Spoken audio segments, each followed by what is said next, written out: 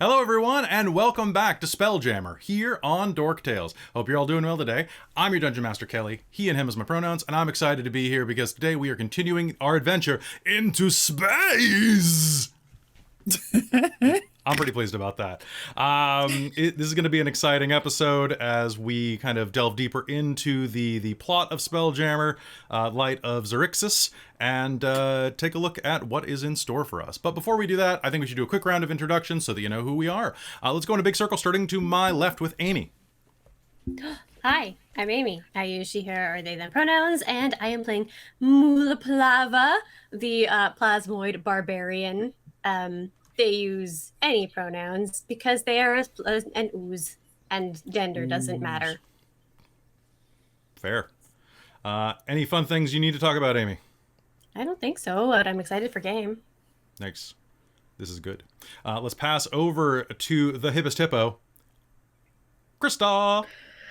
I am pretty hip. What can I say? Hi guys, I'm Christa. I'm Chehisa FX in the chat, and here in the chat and on TikTok and all those fun places, as well as in our Discord. Go join our Discord. I am playing Francis Ponsoby, our GIF or GIF, depending on how you feel about it.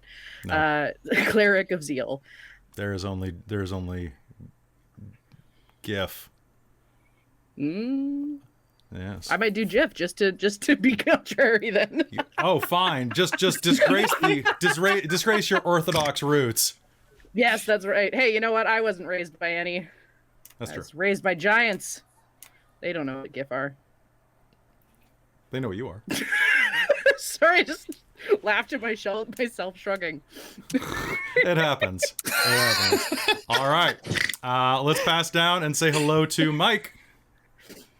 You know, I just realized that both my peanut butter and my ship bait are both called Jif and rather thick. Hi, everyone. It's me, Michael. I'm going with he, him pronouns, and today I'm playing Wrek Felnar, the troublemaking goblin. Nice. And I love your makeup today. I think it looks absolutely fantastic. Oh, thank you. Very, very goblin-y. All right, passing it over to Millie. Hi, it's me, Millie. My hoedown pronouns are she and her or they and them. I'm just saying that even though we're not doing the cowboy game anymore because it's too fun to say. Today I'm playing Tana Starbell, the exiled astral elf, who is a totally functional warlock of the Seeker Patron. And also you can see me in chat as Bunny Hearted, where I apparently accidentally delete messages. Don't worry about it. Oh boy. And then finally, last but not least, Kat. Hey everyone, my name's Kat and I use she, her pronouns, and tonight I am playing Cheshire. She is our Druid Circle of Stars glitchling. Nice. All right, everybody. Does anybody have any questions, comments, concerns about last game before we hop in? Can you remind us the name of the captain? The name of the captain is Elena Sartell. Okay, cool. All right, Captain Elena. Oh god, 3 more Hurt the Moors. For those of you who can't watch visually, I've just had 6 of them bought for me. Hurt the Moors are a token. They're a token I could use to make the game more fun for me, which I love. I'm just gonna grab one thing real quick, and then we're gonna kick off. We're gonna be in so much pain. It's gonna be so good. Perfect. I love it. Yeah, let's do this. Let's do this. I just gotta grab one more thing. Boop. There we go. And there's another something good and another Hurt the More. Perfect. Oh, so that's one. That's one something good total. Yep. Yep. Okay. Mm-hmm. Perfect. Affirmative. Okay, I actually need an extra dice for all of the Hurt the Moors now. That's great. I usually just use a D6 to track them, and now I need 2. All right. So, yeah, watch me botch all my rolls. Not likely. Evil today. I'm using my Norse Foundry dice, and they, not to say that they're better because they're from Norse Foundry, but these dice hate players, and they hate me when I'm a player. So, that's fun. All right, so ready to hop in a game? I've lost my pen. That's unfortunate. Political stand. Okay, I found an alternate pen. We're good. All right. My pen was in my hand the whole time, and I couldn't see it. Okay. Failed intelligence check. Failed intelligence check. It was here. I thought I was just holding my book. I couldn't I mean, see it. you're seeing through your mouth right now, so we're going to give you the benefit of the doubt. This much vision, yeah. God. Sorry, let us continue. I'm ready to take notes. What a lovely laugh. I'm glad we get to experience it with you. I'm so glad Francis is pretty. It's so good. They're so pretty. We're gonna put a wig on them at some point. That's fair. The episode where they have to go undercover as Victorian ladies. Oh no! Yes. Oh my god. It's just Wrek and Francis going undercover as Victorian ladies, and Mulj as their parasol. Oh my god! Yes. You can't. Excuse me. Please. Pardon me, Lady Ponsoby Shire. Your parasol appears to be leaking. Well, we have to make a TikTok now. Punches. Oh yes, absolutely. Okay. He's done nothing. Umbrella. All right, under your umbrella, Ella. Exactly. All right, so without further ado, Mule. let's under your mule. All right, let's hop into game. So here's a little bit of a reminder of what we did last time here. Driven from a coastal sediment by giant crystalline vines, astral blights, and earthquakes, the characters secured passage aboard the Moon Dancer, a galleon under the command of Captain Elena Sartell. The ship then rocketed into space. And here is where we resume our story. As you escape the town of Inkany, through most unconventional means, rocketing into space aboard a ship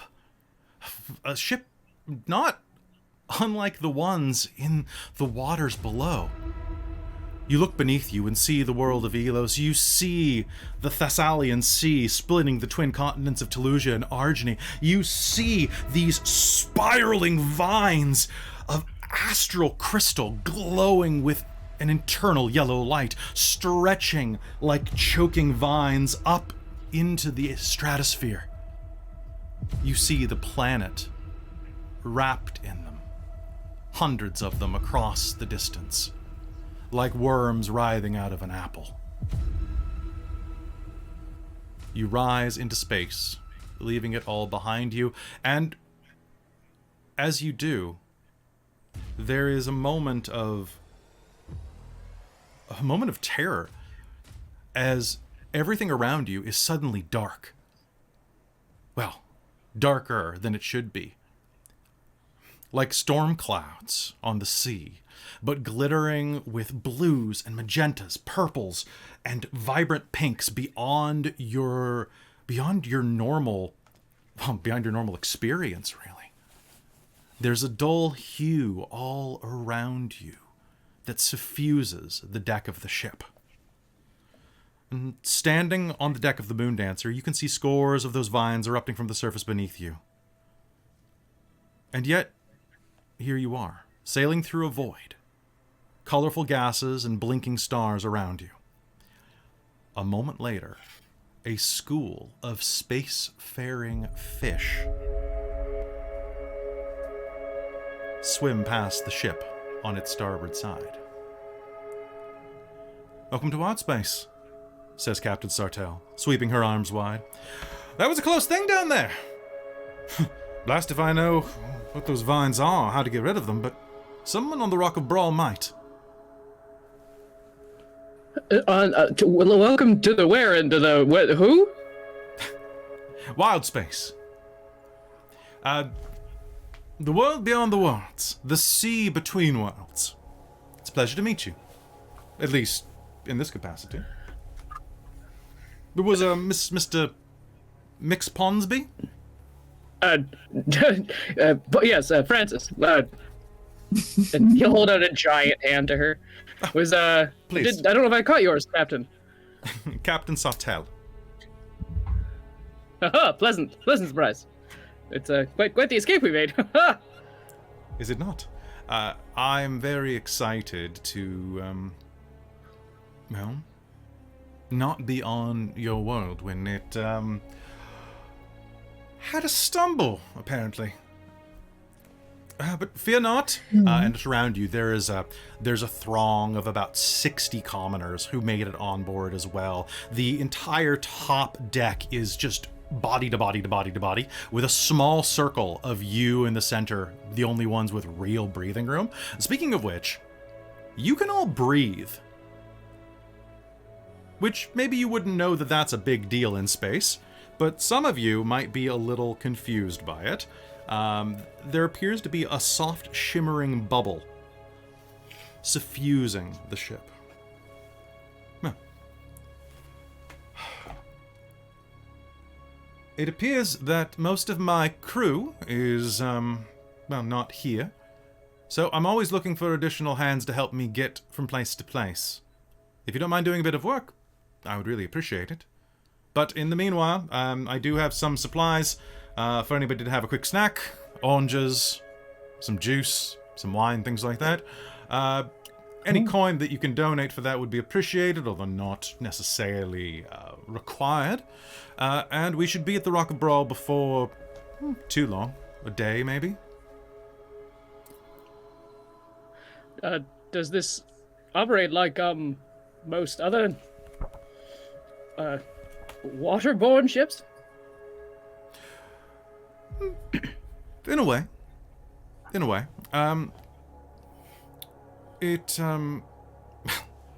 suppose I should have the Spelljammer explain it to you.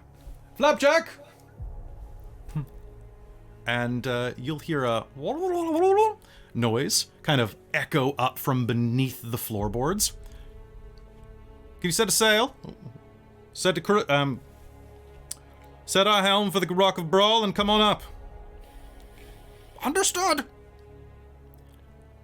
A moment later, there is a little flittering motion behind the door that leads to one of the lower decks, and a moment later you will see a pirate style, one of those it's not a tricorn hat, but it's like the flat pirate hats with a broad red plume coming out of it, kind of go slowly float up the stairwell, and you are going to come face to face with Flapjack.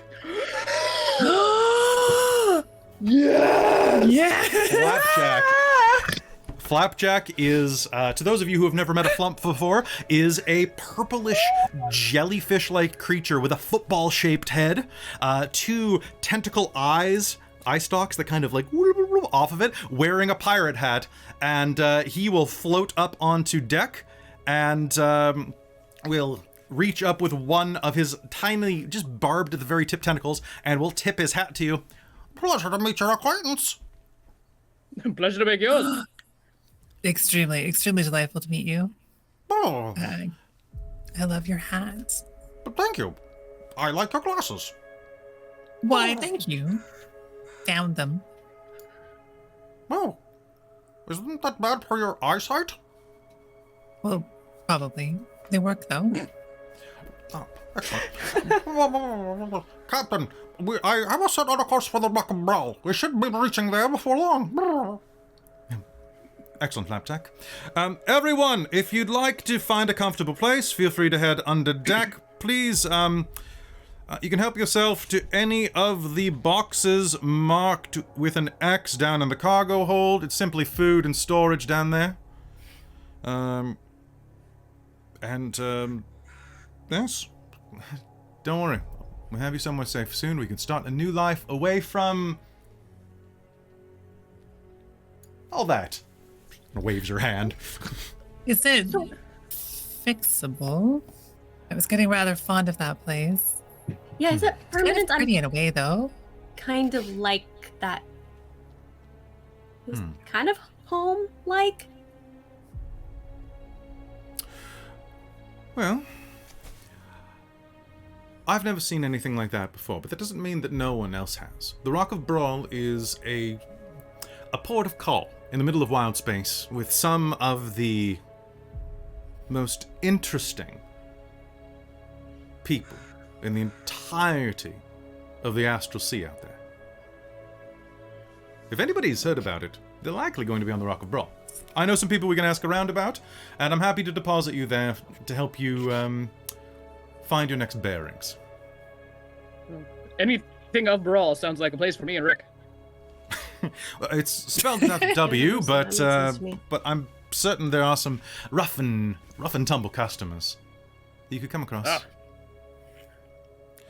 I would suggest that perhaps you could make a meeting with Prince Andrew.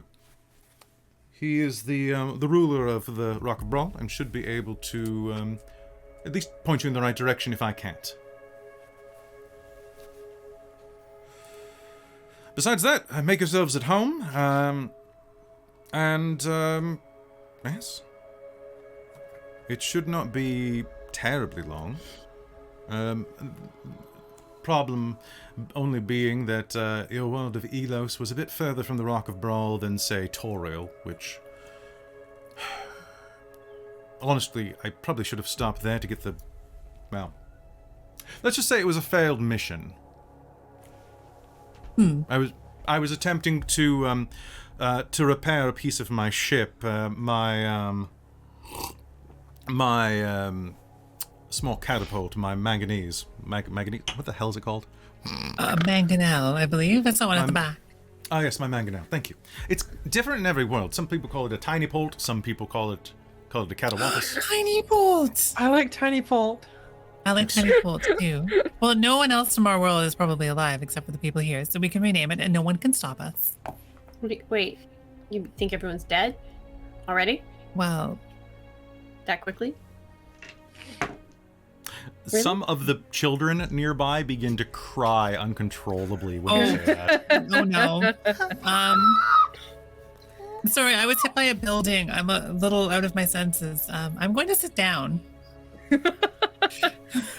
Yes, my family was not of blood, but I would not wish death upon them. I don't really have family. I don't really know where I came from, actually. Yeah, and my family So I doesn't don't really really have know. family. But It just kind of divide, and I think most of mine aren't super. I'm a little different, but it doesn't seem fair. Mm-hmm. Well, Unfortunately. Wrek's been looking off the back of the boat the entire time, looking really dejected, and he'll shuffle up to everyone else with his head hung down and go, you guys were right. It was round the entire time. I thought it was flat, but I owe you all a gold piece. I told you. You didn't see that. Oh, gosh. I mean, But it didn't make any sense. Like, the sun would come up and then go back down. Like, it had to be flat. I guess it wasn't flat. My entire life is ruined now. where What I thought was right is all a lie. where did you But get this nature on the likes letter round down? things, like seeds and things. They're really round. At least, so- Wrek, at least you were presented with the truth and you accepted it. Well done. Oh, True. Very I'm true. working Very on it. true.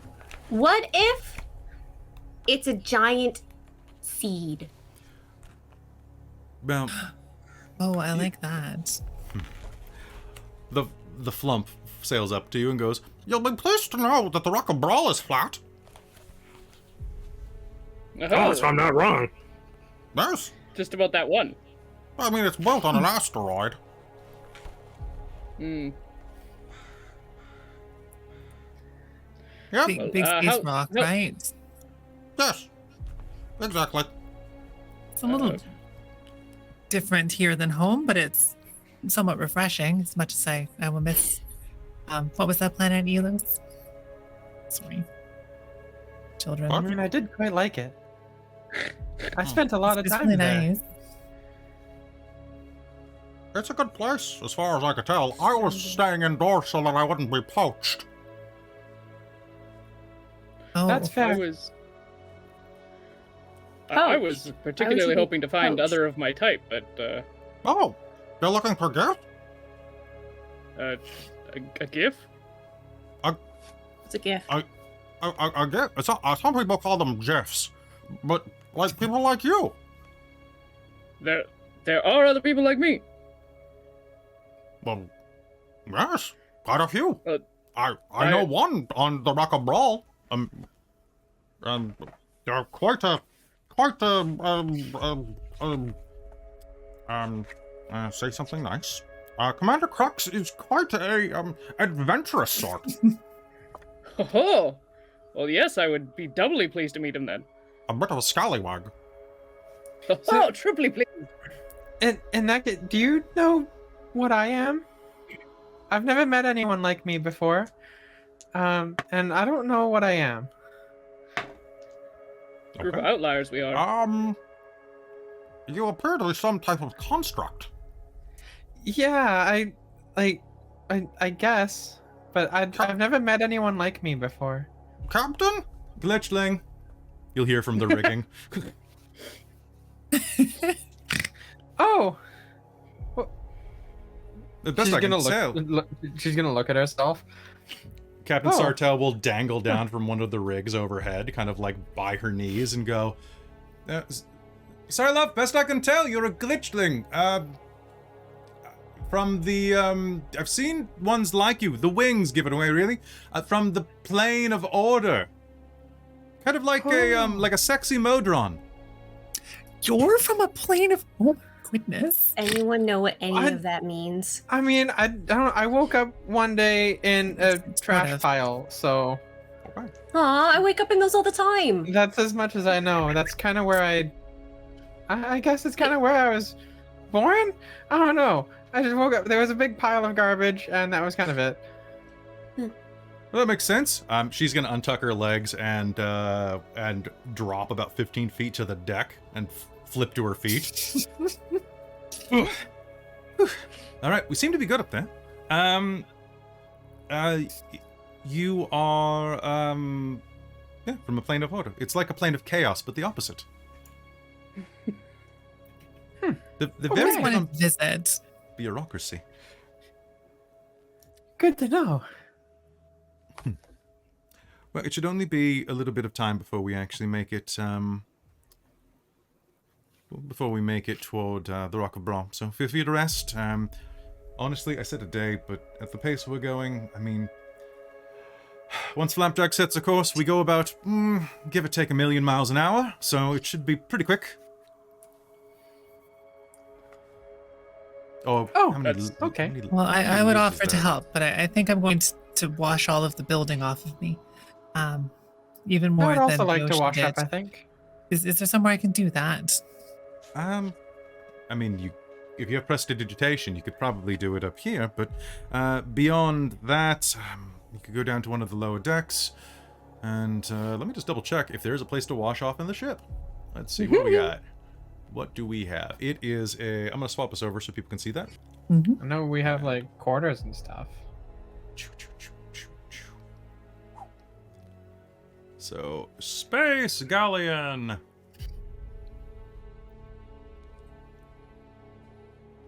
Alright. Spallion. It's a Spallion. You can call it. Galliers. Okay, so doing a quick look at the Space Galleon. We've got rope and anchor storage, stateroom, captain's quarters, galley, spelljamming helm, spelljamming quarters, mess hall, galley, cruise quarters. I mean, probably down in the cruise quarters would be the best. I would be happy to take you down to where you could wash up. Thank you kindly. So Flapjack will float down, and some of the other people aboard are going to start to kind of mill around. A couple of them follow you. As you are headed that way as well, Amy, you're going to feel a little tug on the edge of Mulj's, the clothing that they're wearing. And you will recognize the small child that stabbed you with a wooden sword. Does it have a sword? He has it, but it's broken in half. And you'll see that the sharpened has a little bit of blood on it. Can you give him a suspicious look? Sorry. What do you want? I wanted to say sorry for poking you. I saw you fought the bad stuff, not people, and I I didn't know you were a good ooze. I'm sorry. Well, I've never been apologized to before. I don't really know what to do here, but thanks. Please don't stab me again. I won't. He shakes his head rather viciously. Okay.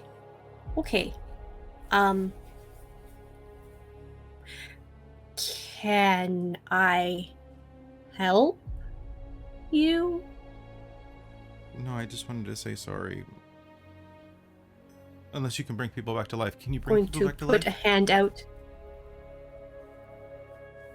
Are you a magic Was kind of like ooze? half reaching out to put a hand on the kid's like shoulder or head to like pat and just like freezes.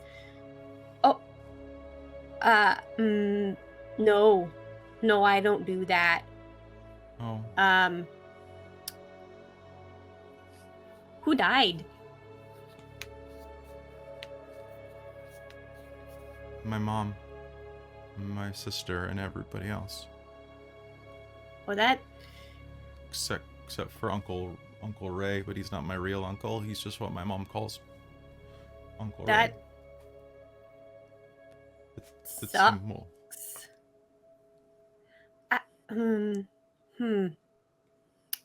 I think I'm supposed to do. Do you want a hug?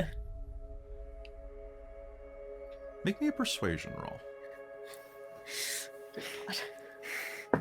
With advantage, actually. This kid needs a hug. Oh, it's exact same on both of those. 1 second. Perfect. Persuasion is. Oh, I don't add anything to that. It's a 15. Yes, the kid is about, I forget what I said last episode, but like maybe 10 at the oldest. Human boy with kind of dark muddy brown hair that is completely sweat locked to the side of his face. He's just going to nod with a slight squeak. Huh. I was gonna kind of like crouch down a bit. It's sort of like a crouch, just kind of like they blob down a little bit, and then just will like reach arms around, and just kind of like just fully enwrap this child. Like, I'm not. I think this is what am I doing it right? Mm-hmm. Okay, All sorry right, if it's a little sticky. All right, that's probably enough. Thank you. You'll hear a voice over your shoulder, and a burly dwarven man with a very curly, kind of almost like defying gravity, curly black beard, is going to walk up and put a hand on the kid's back and thank you.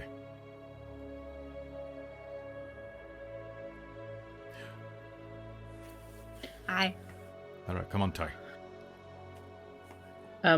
Before they kind of go away, Francis is kind of off in the corner, and can I cast Spirit Guardians, but not to actually do damage to anybody, because his Spirit Guardians are tiny storm clouds that flit around. Okay. And I just want them to like follow, like go and like play with the kids. I'll allow tiny storm clouds. I'll allow you to spend a spell doing that. Yeah, go ahead. a third level. Yes, I'm going to use a third level spell slot. I'll allow you to do it. I'll allow you to do that. And you're like, I designate everybody but that guy as my ally. Yes. Yeah, one guy. But he's on the other side of the boat, so as long as he doesn't come this way, he's fine. Actually, I have a really quick question me, for isn't it? the rest of the cast here. Yes. I guess there's a silly thing Tana wants to do, but I should make sure this is actually sorted out first. So one of the invocations that I took, not the invocation. What is it? Oh yeah, it is an invocation, Svarthcry, which means that so long as y'all have written your names in my spooky little book, I can basically communicate with you telepathically by writing in it. So I guess let me know if you would not have written your name in this book at some point in the past. You can communicate back to me. I see it in the page. That's awesome. Go, Francis, absolutely. Assuming all of you would. Yeah, Mulj, absolutely. you're gonna get a little Tana voice saying, "Hey, really good job." Has But Tana done do you this have- before? Almost certainly, yes. Okay, so it's not a totally confusing. Cool. Yeah, Do you have to put your full name in there? Because that could be problematic. not necessarily, but like whatever represents you to you. I think. His full name. Okay, is just because a bunch Wrek would of have swear put words. his full name. No, it's Sounds Wrek- very it's dramatic. Wrek Tiberius Felnar. Oh, WTF for short. You dweeb. I love it. All right. So, as you confront the child, Flapjack will pause for a moment and then take you down below the ship, down to the crew's quarters, which is down just off the cargo deck. You head down, let's see, that's the main deck. So you head down just a single flight of stairs down into the belly of the ship, and he takes you over to the back. There, he says that, well, you're welcome to take any of these 3 rooms here, and please stay out of the one on the left. That's the officers' quarters. That's my room, and I would appreciate if you well, I mean, just make yourselves at home. There is just on the other side of the companionway a place with some buckets and sponges. The yellow sponges are reserved for flesh. The brown ones are for the ship. Makes Good perfect to sense. know. Charming. Mr. Flapjack. What was that? What? The gif you said on the Rock of Bral. What was his name? Crux, Commander Crux? Is it, what rank is he now? Let's see. I've met quite a few Commodore Crux. He's quite a large gift like yourself, a bit squatter, and carries a rather ugly, avian creature. A pirate, I believe they're called. Oh, about like a parrot. Oh, yes, like a pirate. Wonderful. Quadruply excited to meet him. As you said, he is, I mean, a strange fellow. I'm not unlike some of the best people I know. But if, are any of you, are you all new to the Astral Sea? Yeah. Oh, Sort of. well, I mean, that's pretty exciting, actually. I imagine that there's a lot of this that is very shocking to you, and not just that your world is infested by giant, well, you know, if any of you would like a tour of a spelljamming vessel, I can show you the ways where it differs from a traditional galleon. I That'd be would love that, fantastic. actually. Mm-hmm. I'm curious. Well, please come with me. After you clean up, of course. If you would like, I will just be at the spelljamming helm, which will be, if you head back to the main deck and into the quarters at the back, into the stern castle. Well, it's the main deck, but beneath the stern castle, and go to the second door on the right, just on the side. Wrek immediately leaves and heads exactly there. Sir. All right. Well, I guess he's clean enough.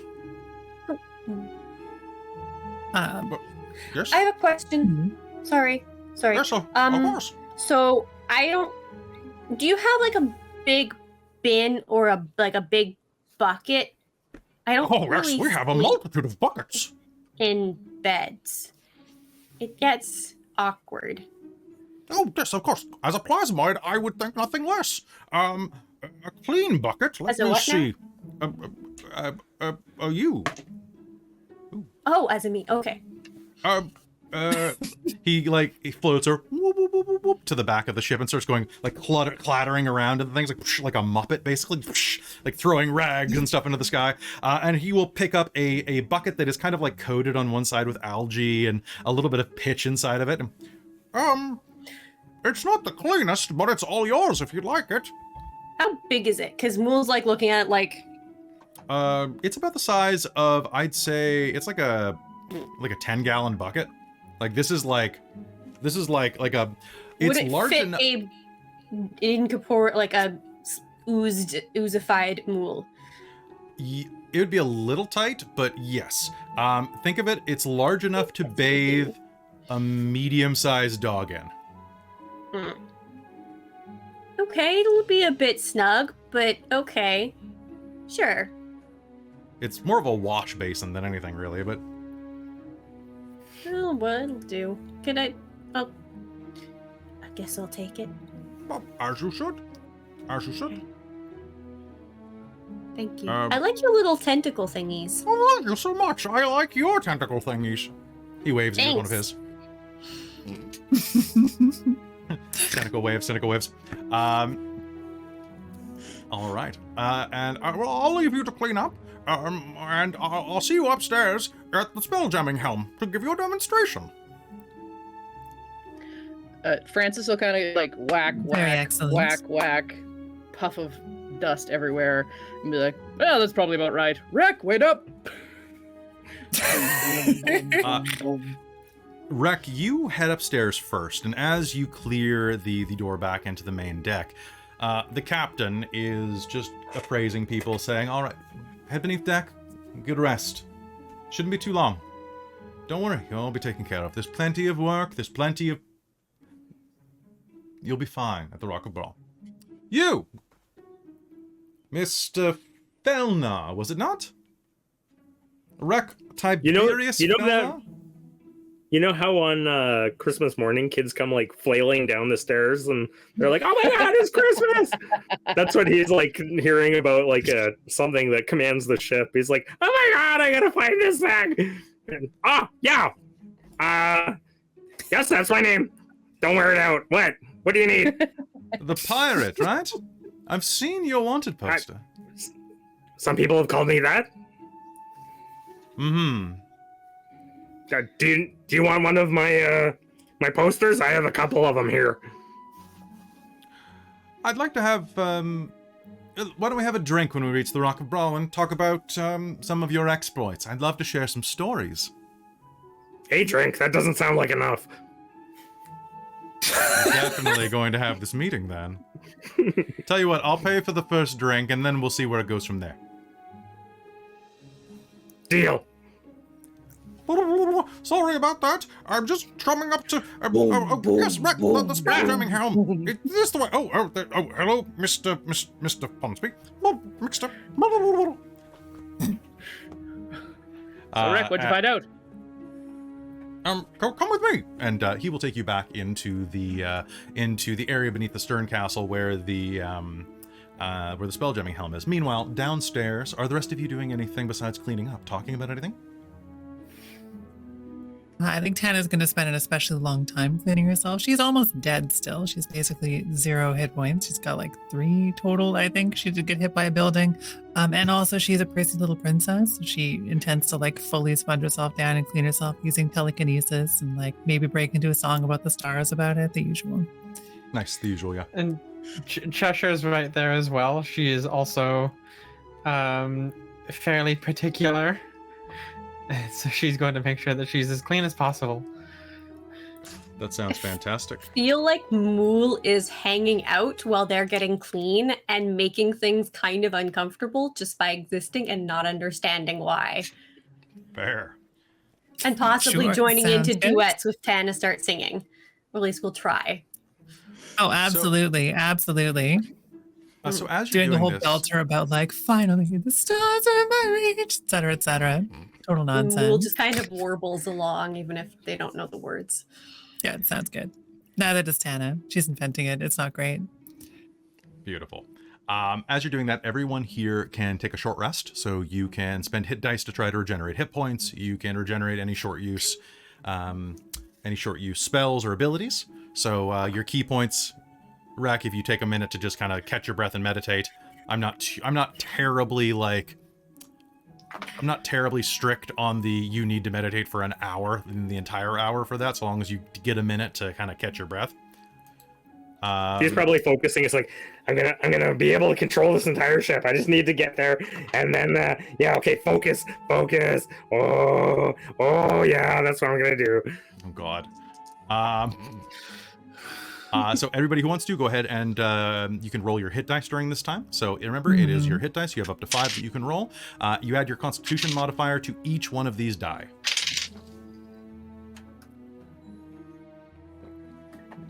I am rolling like garbage. And if the chat had a question whether or not Mulj tastes like blue, I think it depends what they roll through that day. Honestly, yeah, most of the time they probably taste like garbage. Oh my god, I'm really thankful Tana has reasonable constitution because I rolled like the amount that I'm adding my constitution to each of these rolls in total. But you are a warlock. On 5 dice, I rolled 15. Nice. If you're still really hurt, Millie, let me know when we come run into each other again, because I do have some. That's 30 hit points, yes. She's still a bit dinged up. She's got 7 damage. Could be worse though. Nice. All right. So, is there anything else you're doing down there while you're going through and cleaning yourselves up and healing up?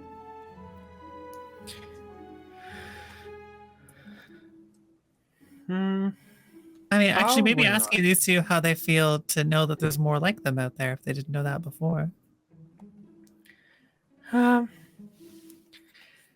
It's really nice. I mean, I've never met anyone like me before, and I mean, I don't know. I don't even know where I'm from or how I came about. I just kind of woke up one day, and yeah, it is just a little weird. I am also trying to,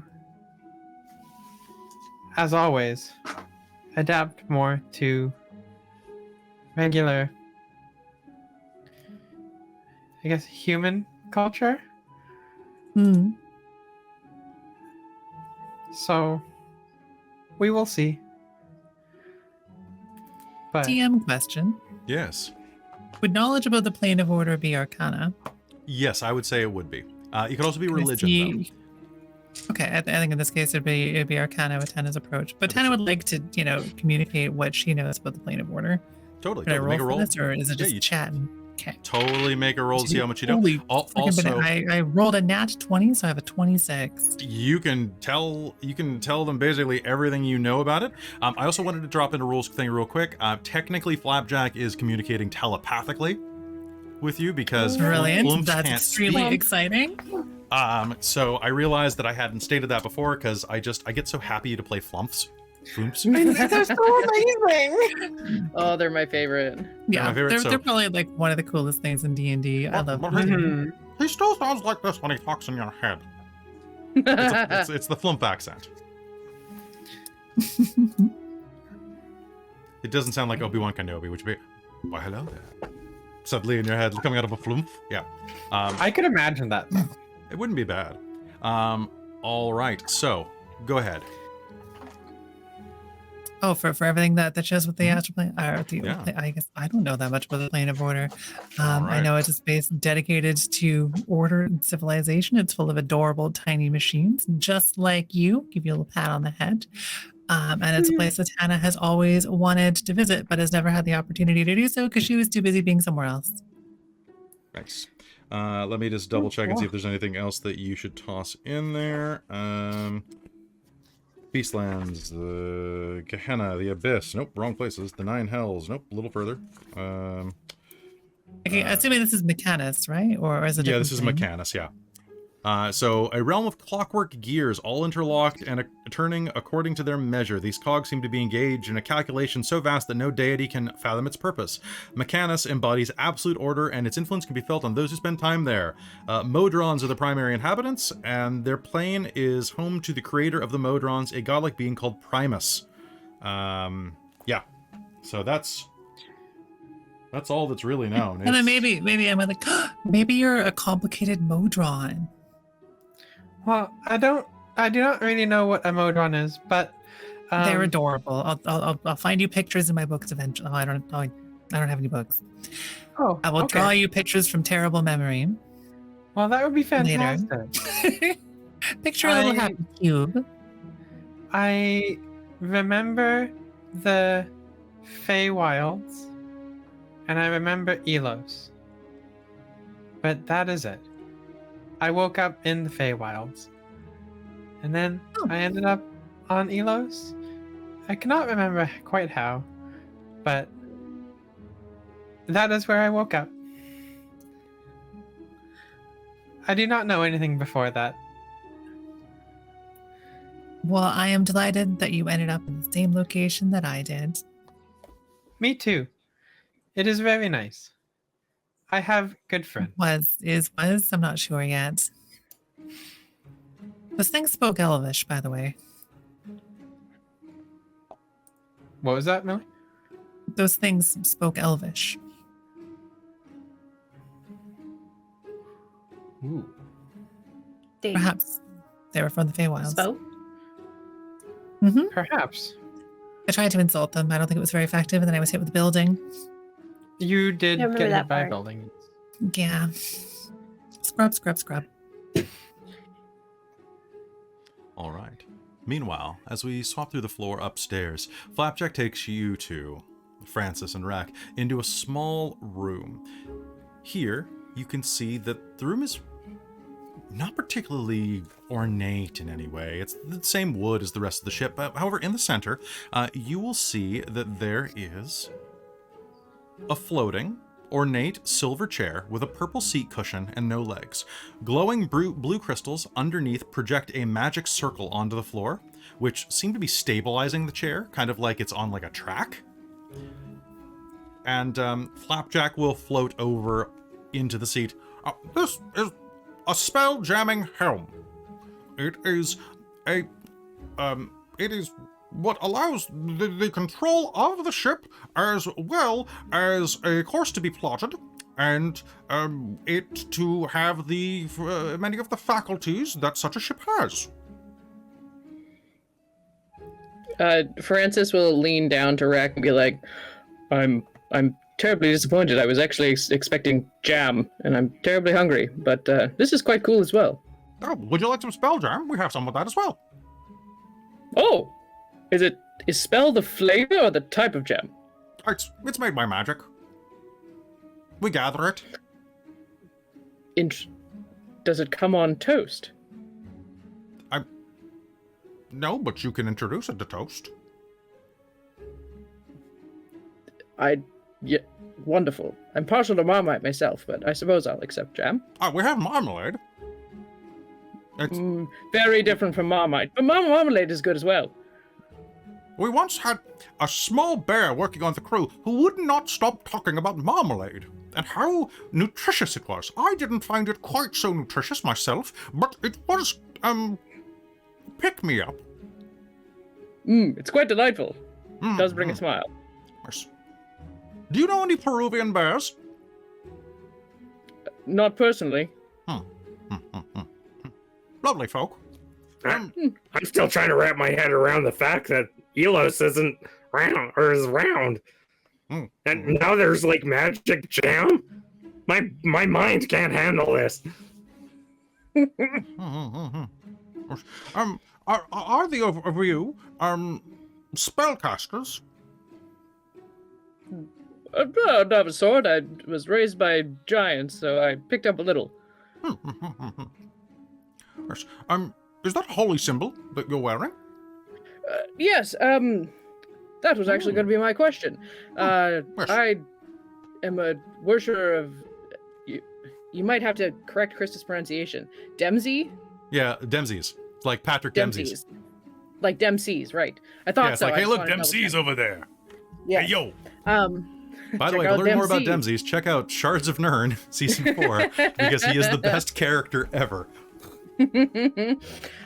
Yes, I'm a worshiper of Dempsey's, and I am finding myself on a outside of the planet.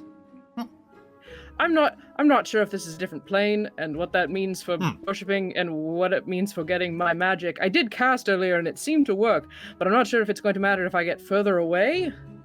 I mean, I think it depends on your spellcasting provider, really, and whether or not they have coverage throughout the multiverse. But I imagine that it should be fine. We've had crew serve on the ship who have used a multitude of gods. Let's see, we had a dragonborn who was a servant of Paladine. We had a tiefling who was a servant of what's their name? Lothander? Yes, Lothander. We had a human for a while who was a priest of someone named Zeus. Quite a rogue. And then, yeah, but it appears that no matter where we are, so long as your god can hear you, your spells should return to you. Well, if I'll keep an eye on it and perhaps write some notes. Yes, of course. Of course. Now, spellcasting, if you are a cleric, or a priest, it should still suffice. Now, Kelly is looking at this, and all of the magic that they gave in Spelljammer, all the new spells are arcane spells, or druid spells, and so on. There are no new cleric spells. However, what they say, all it says is requires attunement by a spellcaster. So, I'm taking that as written, meaning that you have to be able to cast a spell. Cool. So I would assume that even racial spells, like gnomes have a couple of them, and so on, should be sufficient for this.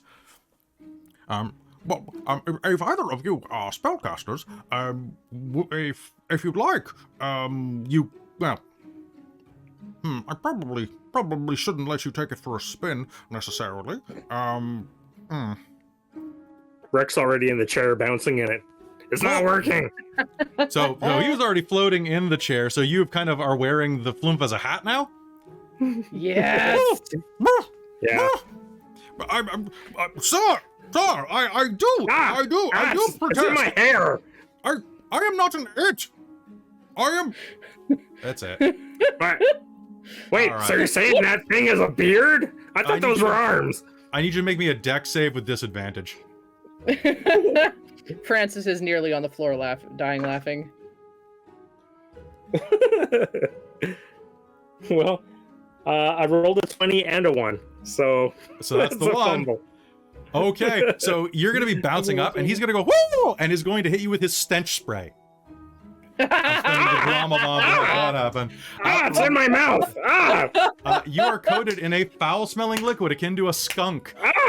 You have a horrible stench for 2 hours, and you're poisoned, burning. and everyone within 5 feet of you is poisoned.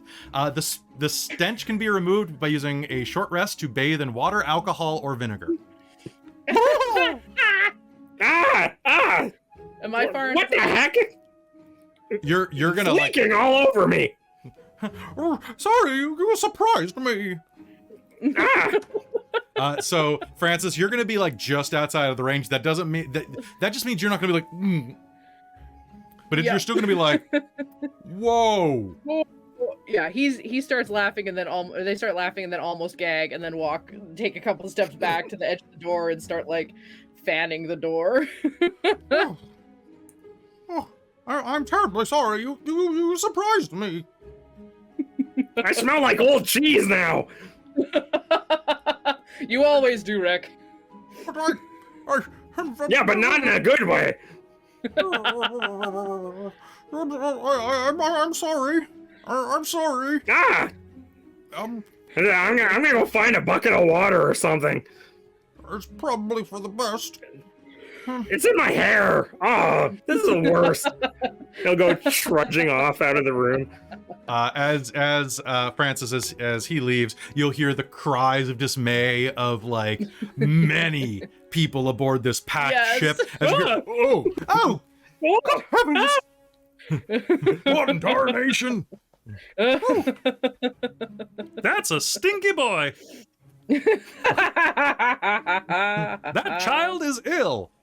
And things like that being shouted. Francis, are you gonna hang out in here for a bit? Hey, the Flump offered jam. I'm sticking around. Oh yes, I can absolutely provide you with jam. It would be in just across the way. Please come with me. Of And course. he takes you to get some spell jam, which I'm saying is a thing. I'm even going to write a delicious spell jam in my notes. I'm gonna write it in my notes. Raspberry. There's only one Dungeons and Dragons player who would dare give me the raspberry. Lone Star. Chahista. Yeah, Chahista. You need an Indiana Jones jacket. I really Okay. do. All right. So, you spend a bit of time gallivanting, cleaning yourself off. In your case, Wrek, you're gonna clean yourself off. So scrubbing yourself Wait, are down. you coming back to where we Yeah. are smelling like You know, that, aren't yeah, you? I think so. I'm gonna literally find everyone else and just trudge into the middle of them and grab like whatever they're using to scrub themselves and start scrubbing myself right in the middle of a lot of them. This is burning. My eyes are swelling up. What So did I think you do? I'm clean enough. Where's the opposite end of the ship from here? Yeah, I'm with you. I'm you know Spell jamming, eh? but, Let's go see what that's yeah. about. completely agree. I'm Throw good my enough. robe back on, book it. What just happened? Sorry, Wrek. Did you guys leave any soap? There's no soap in here. Damn it. Have fun. Why did they just run off? Wrek, what did you do? But you can't smell that? No, I don't smell anything. You'll start to taste it, though. Shrug.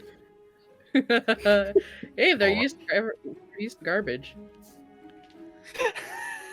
Oh. Do you smell like garbage right now? No, I smell like lilacs and lavender. Yeah, I don't think If I had soap. Do you want me to help you find soap? Yes, please. Mm. Oh, yeah. Turn this entire Let's do boat some upside searching for down. soap. You really don't get poisoned easily, do you? No. That's I have resistance if you want me to make a check for it. funny. I think I will. I think I'll make you do a con save to help him clean himself. Okay. You'll have advantage on the check. So Wrek probably calls Mulj Smush, which is Goblin for her name. Okay. Their name. And is like, Smush, you're now my favorite person if you can find me some soap. Yeah, I don't feel so good all of a sudden. What? Mulj says as Amy Oh. rolls a 4. And someone in the chat just sent us something good happens for you to find soap at least. Thank you. Thank you. Yay. Christine, I believe thank that you. was this Christine, yeah. Yeah. So you're gonna find some soap that comes in it's a liquid soap in a pink bottle that has like tiny little soap suds in it going. Where there? Oh, Can I have a soap set again? So No, I they rolled can, a though. 4. My con save ends up being a total of 10. okay. So you'll be able to stay there long enough just to dump That's- the soap on yep. top of Wrek if you want. Oh no, that's in my eyes. And then we'll just kind of... Don't be a baby. Soap can't hurt eyes. What are you doing? And As Mulj absorbs some of the soap themselves. you are going to hear the sound of like very, very, very distant children cheering as the soap bubbles begin to form. Yay! As they're all kind of screaming as they clean Wrek. But like they're happy to do it.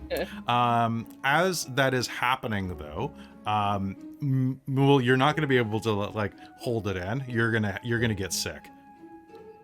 And the way this looks like, they start to just struggling to like maintain their form and kind of being like a little wobbly. Like I'm gonna go find my bucket. One sec. And is actually just gonna wander off, I think, and go like stand in the bucket, and then just like dematerialize into a puddle. All right. Is what I'm imagining. Wrek, as you are scrubbing yourself with the tiny bubbles, you'll hear heavy footsteps nearby, and one of the goons from the dock, who surrendered, is going to approach. It's a tall, kind of like Caucasian man, human, with a missing nose and like a metal plate where his nose used to be, walking on a peg leg. He walks up and goes,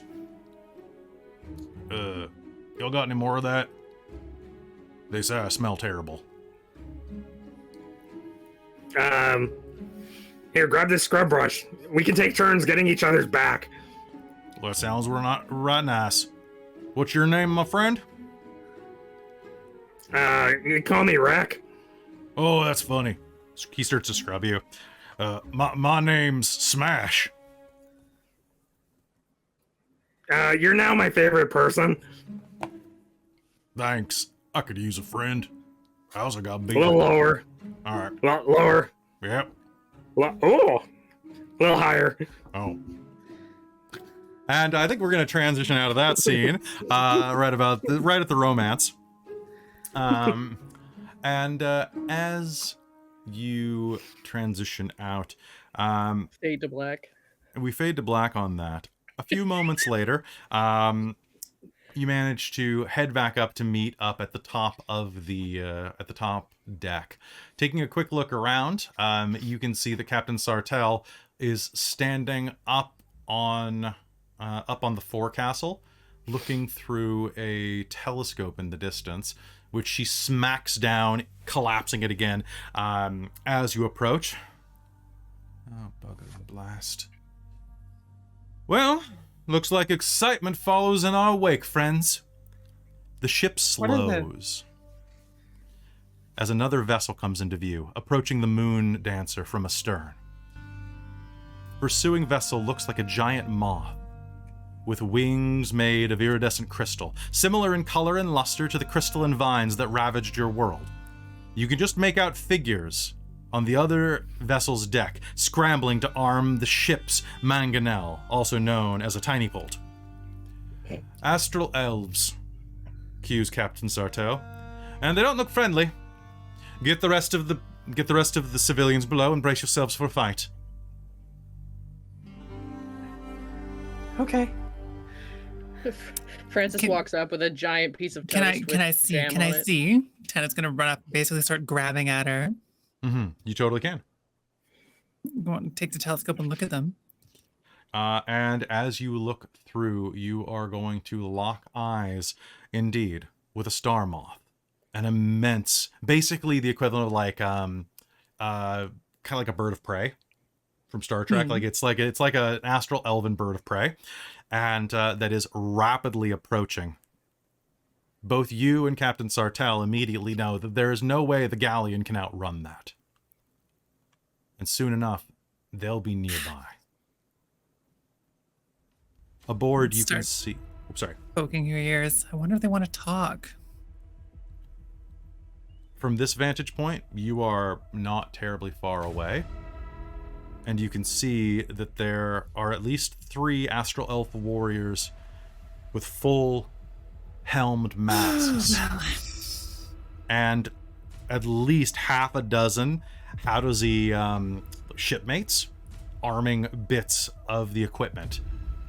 Like the ballista, the tiny bolt, which is now all I can call it.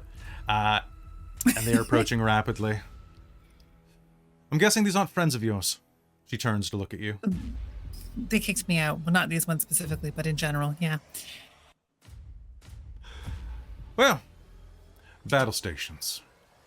And I think that's where we're going to take a quick break, folks. Don't go anywhere. We'll be right back.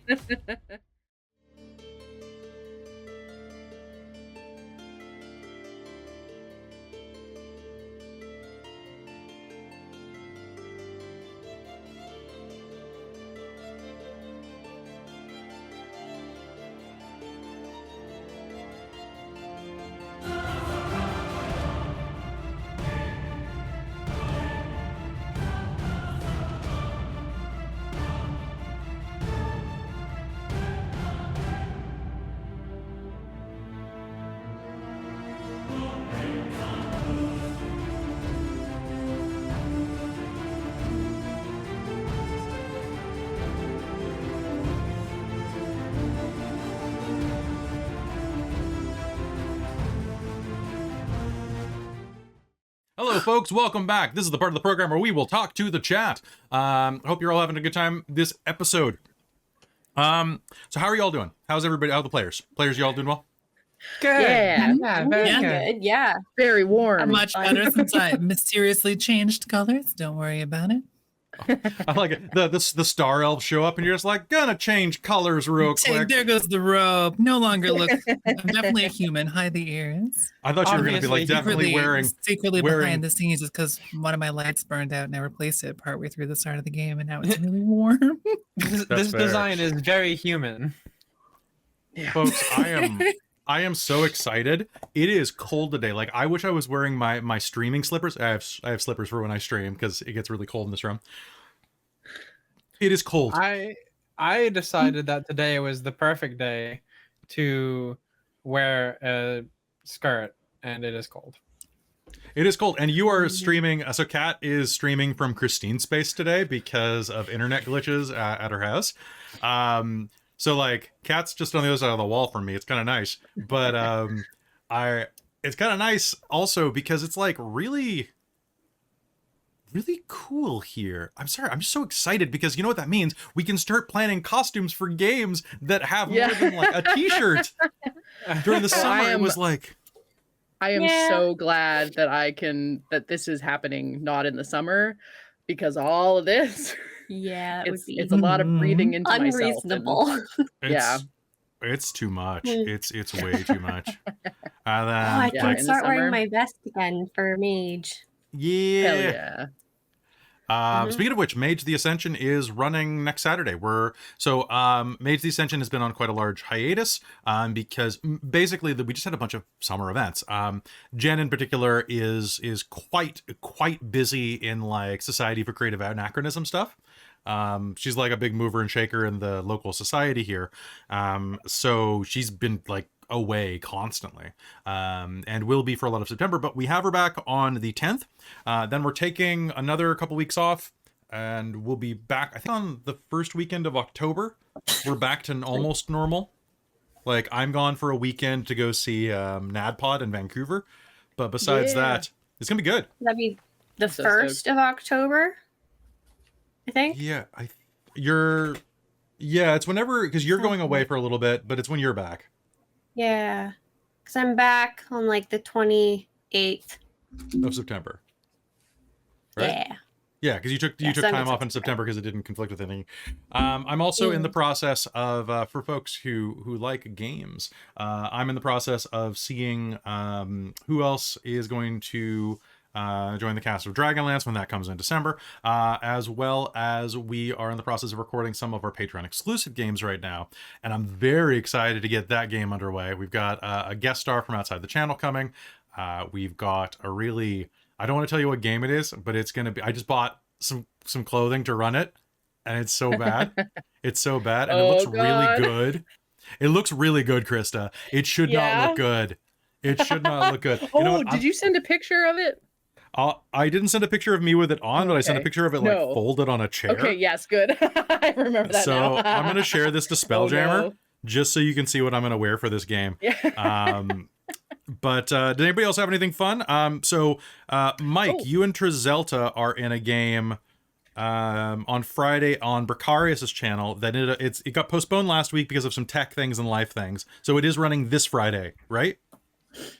Yeah, this Friday will be our episode 1, so we're all looking forward to it. It's going to be an amazing campaign. So we're starting at level 1 too, which is going to be really fun.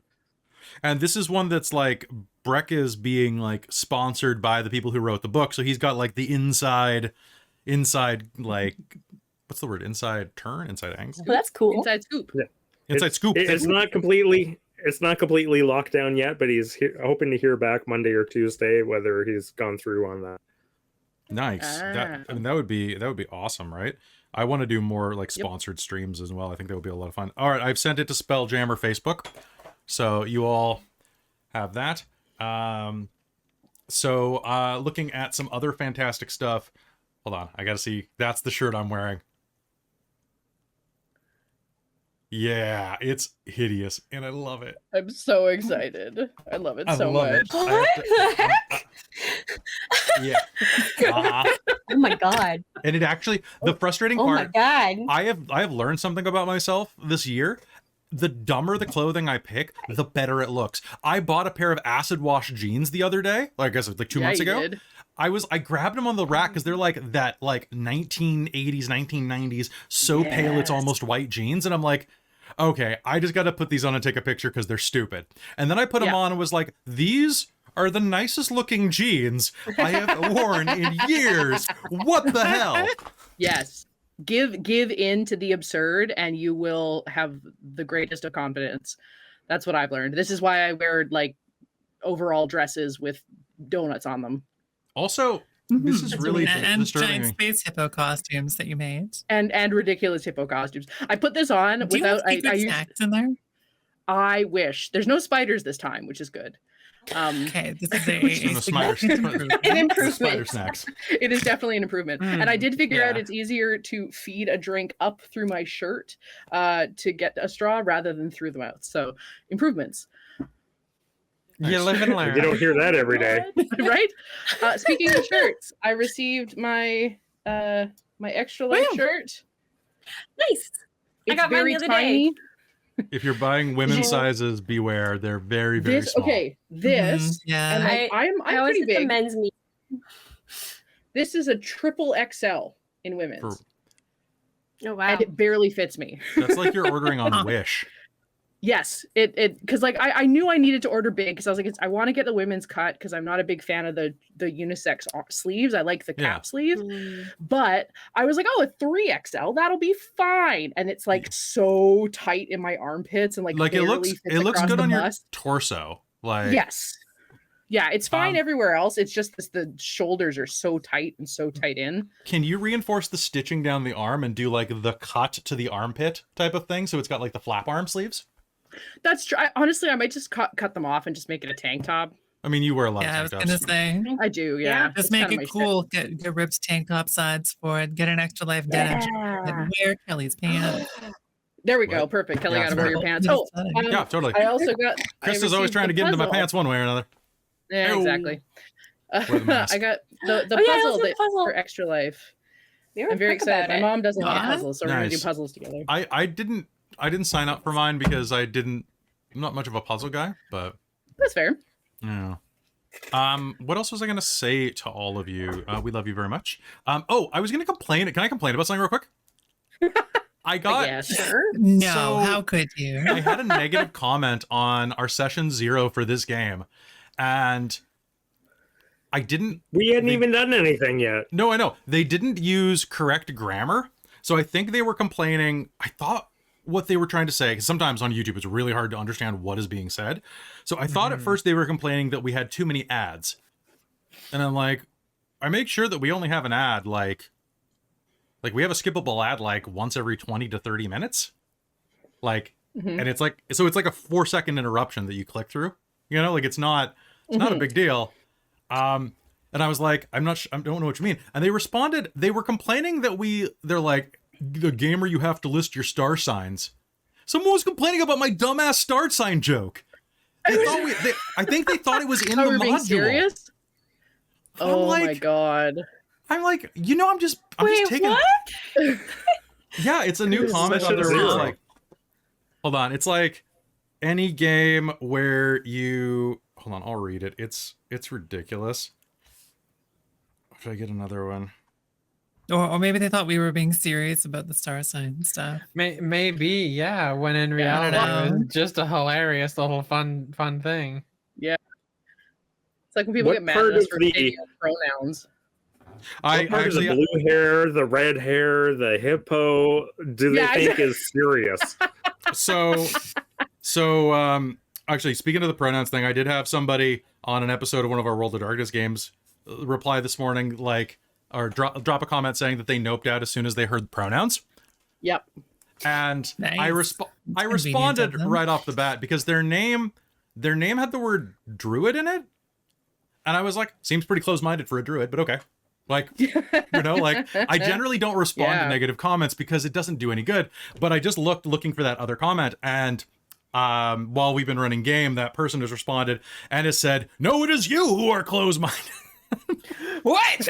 By going with the trends. What? And it's these people who are like so against the use of pronouns. He actually said, I kid you not, at the end of this, and I'm saying this now because I'm going to go delete it in a few minutes because I don't care. Anybody, any YouTube mods, just delete it for me. I don't care if you get to it before me.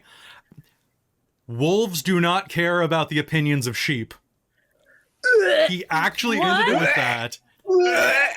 And it's like, bro, Shit.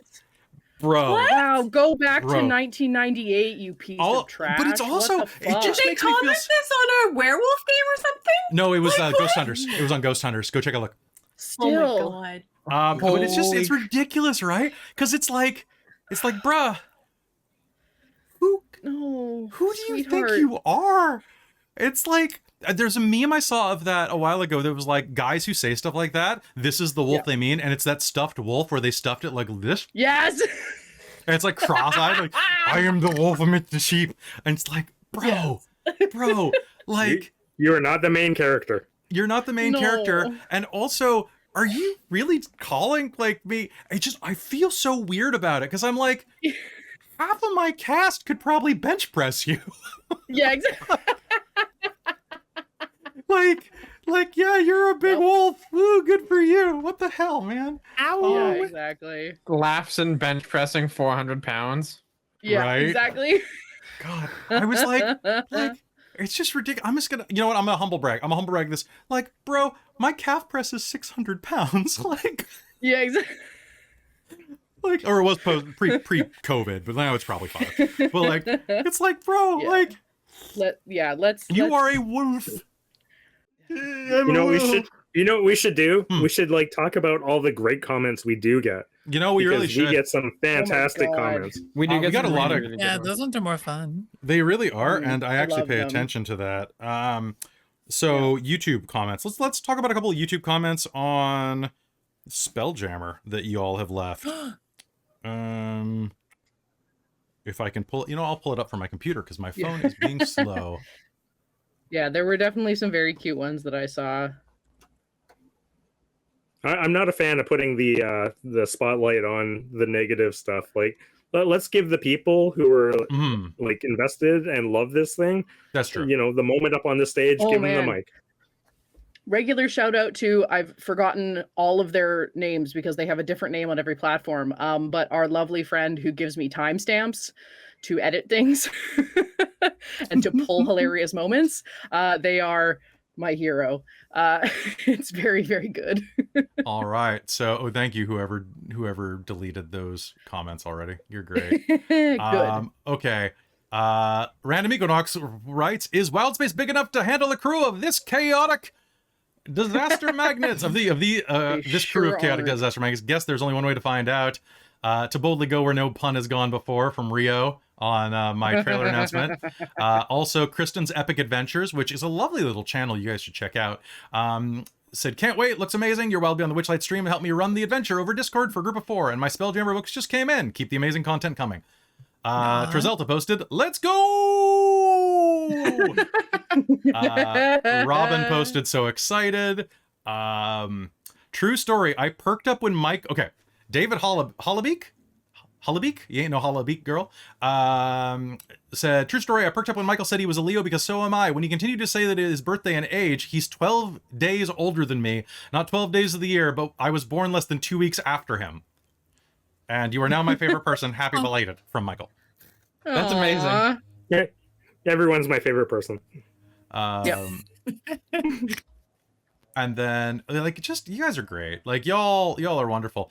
A lot of people who say they're looking forward to the campaign. But Michael, you're 100% right. Don't call out. It just, like, the audacity and stupidity has kind of caught me off guard. I'm like, Where did they find that audacity too? I don't, I mean, Like, that's pretty significant amount to find. I mean, Yeah. it's not really though, right? Like It's not that. I mean, chances I- are this is someone who's a little bit younger, who's been brought up in an ecosystem of that That's stuff, true. right? Like, We can Jettison the learn. trash, embrace the Yeah, treasure. or they're Right? potentially our age and just weird, but This is True. we get a lot of comments about like things like, oh, you guys just being woke and things like that. And it's like I was talking to Christine about this earlier today about how like that's such a weird perspective, since a lot of this, like the stories that we tell on Dork Tales are like, I don't know, medium left, something like that. They're the same level of left, maybe like a tiny step left of the cartoons we grew up with as kids. Like Yeah. evil corporation, bad. Like what? Mhm. You Yeah. know, like I just don't get people that are confused by this. I'm just like, really? Or what was I watching the other day? And sorry, go ahead. Oh, I was just gonna say, like, the overwhelming amount of comments are positive, and that's know, just it's so amazing. good. Like, Mm-hmm. there's so So much I- positive feedback, like on the comments, in the chat, in the like on our Discord, and that's just wonderful. Yeah, I love how engaged everyone is. There was a comment on one of our Netherdeep games that was literally just this massive paragraph, like just talking about, like, I think it was their, they were talking about the module and a whole bunch of things, and basically just doing this like really cute little story about like how they got back into D&D. oh, beautiful. And it was this beautiful long thing, and was like, hey, like, sorry for blathering, but like, you know, I don't have anyone else I can talk to about this, so thank you for letting me post here. And I commented like, hey, you should, like, why haven't you joined our Discord? We love hearing about this kind of stuff, and you can Mhm. like tag us, and we'd love to hear about it, because we're way more likely to see it in our Discord than we will as a comment on YouTube. Yep. And they just replied, oh my god, I forgot that I made this comment. But thank you. I will definitely try and learn Discord to come talk to you guys. Like honestly, we've got a bunch of people on Discord who do that. They do show up, they do Yeah. talk about like their campaigns, and they're like, oh, but in this Yeah. episode of my witch, like we have entire like rooms for it that Amy's It's made. so good. And it's just lovely. Like we don't always comment, we usually just like react to it, and like it's a really Yeah. good community, folks. Like it's really And lovely. it's such an, excuse my weird face as I put my headphone back in.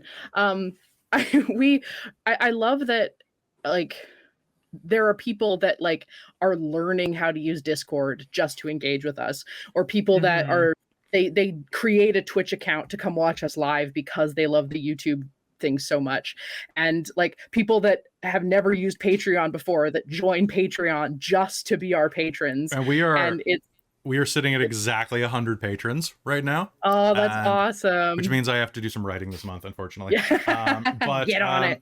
I do want to say that we're in negotiations to have another game ran on the channel for Patreon exclusive. So get us to 150 patrons for Radiant Citadel. I think 150.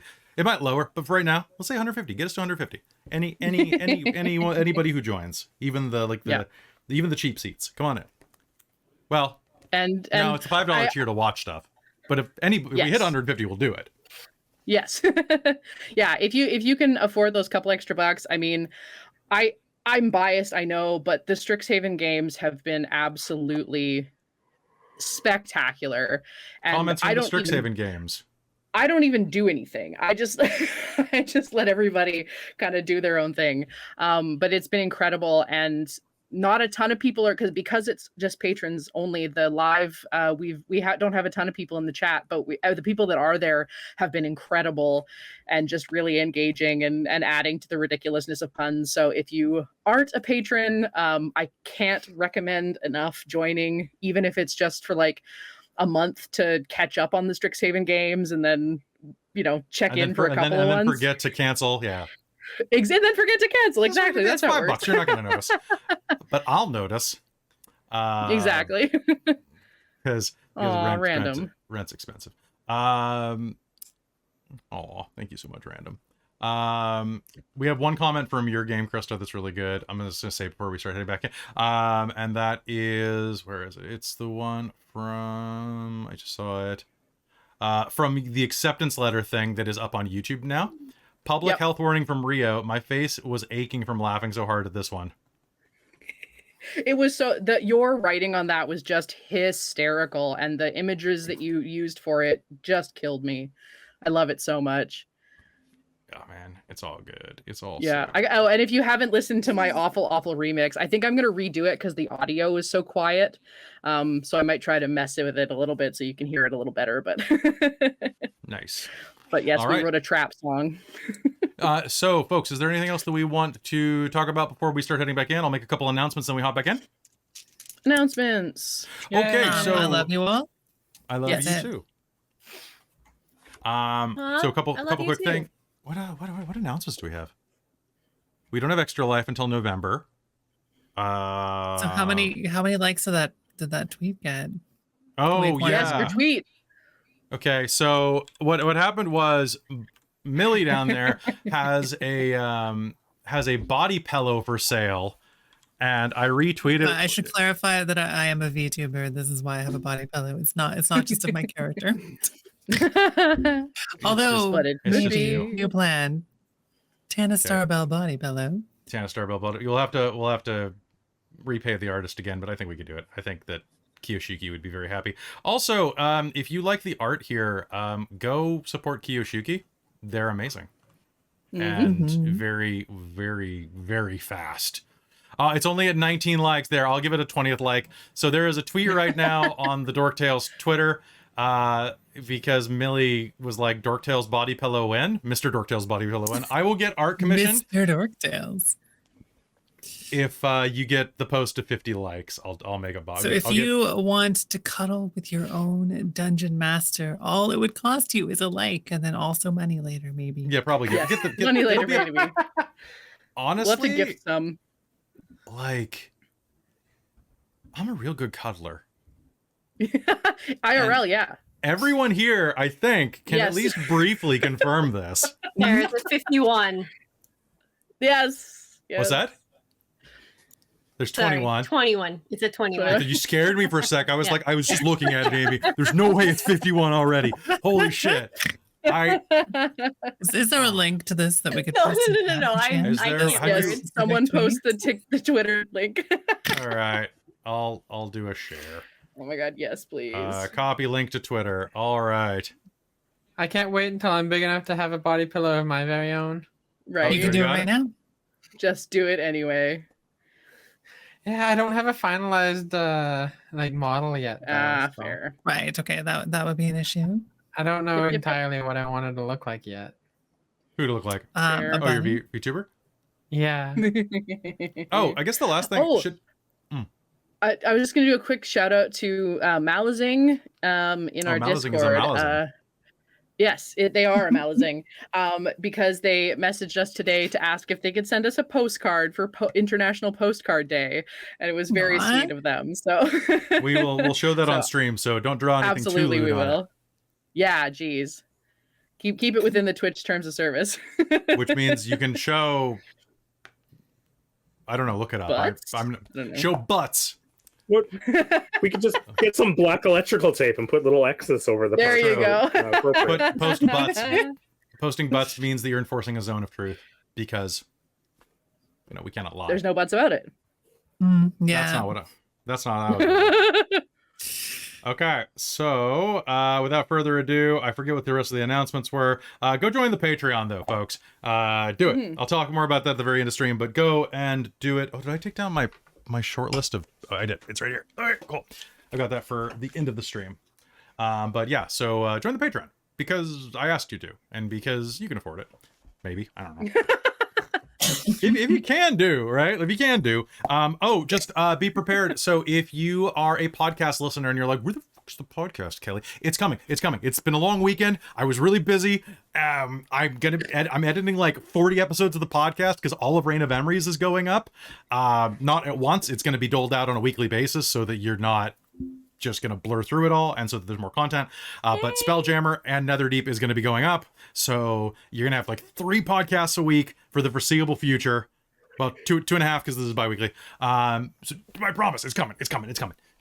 Just give me some time and don't kill me. And also like and subscribe and leave a comment. Leave a comment. And if you're leaving a comment and I'm not responding on the podcast, find me in Discord, because that means you're leaving a comment somewhere that I don't know has comments and does not tell me that I've been commented on. Because the way that a podcast feed works is I throw like a feed out to the universe, and the universe goes like, well, listen to this, suckle at our audio teat. But I'm like the farmer, I'm not the cow, so I don't know I don't know what's pinching. I'm gonna leave this behind. Entire metaphor is just so off the rail. All right, let's leave the metaphor behind and embrace the meta 5. All right, in the metaverse. that's inflation for you. Oh, why didn't we call that our party name? Meta 5? The meta 5? There's still time. This is true. I'm adding that to all my aliases. The Meta 5? Perfect. All right. I love it. All Leader of right. the metaphor. So, without further ado, folks, let's head back into Spelljammer here on Dork Tales. Welcome back to Spelljammer, the light of Xaryxis. When last we left our crew, the Meta 5, as they like to be known from the break, a star moth, an astral elven vessel, was approaching rapidly.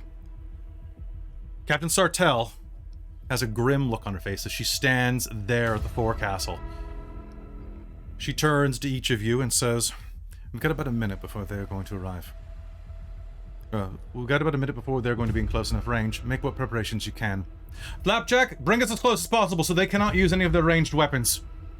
I would prefer a skirmish to whatever they have in store." Francis is finishing his toast and already has his shield as he's like getting one arm in his shield as he's finishing his they're finishing their toast and like pulls out their giant warhammer and is just already like on the prow bouncing.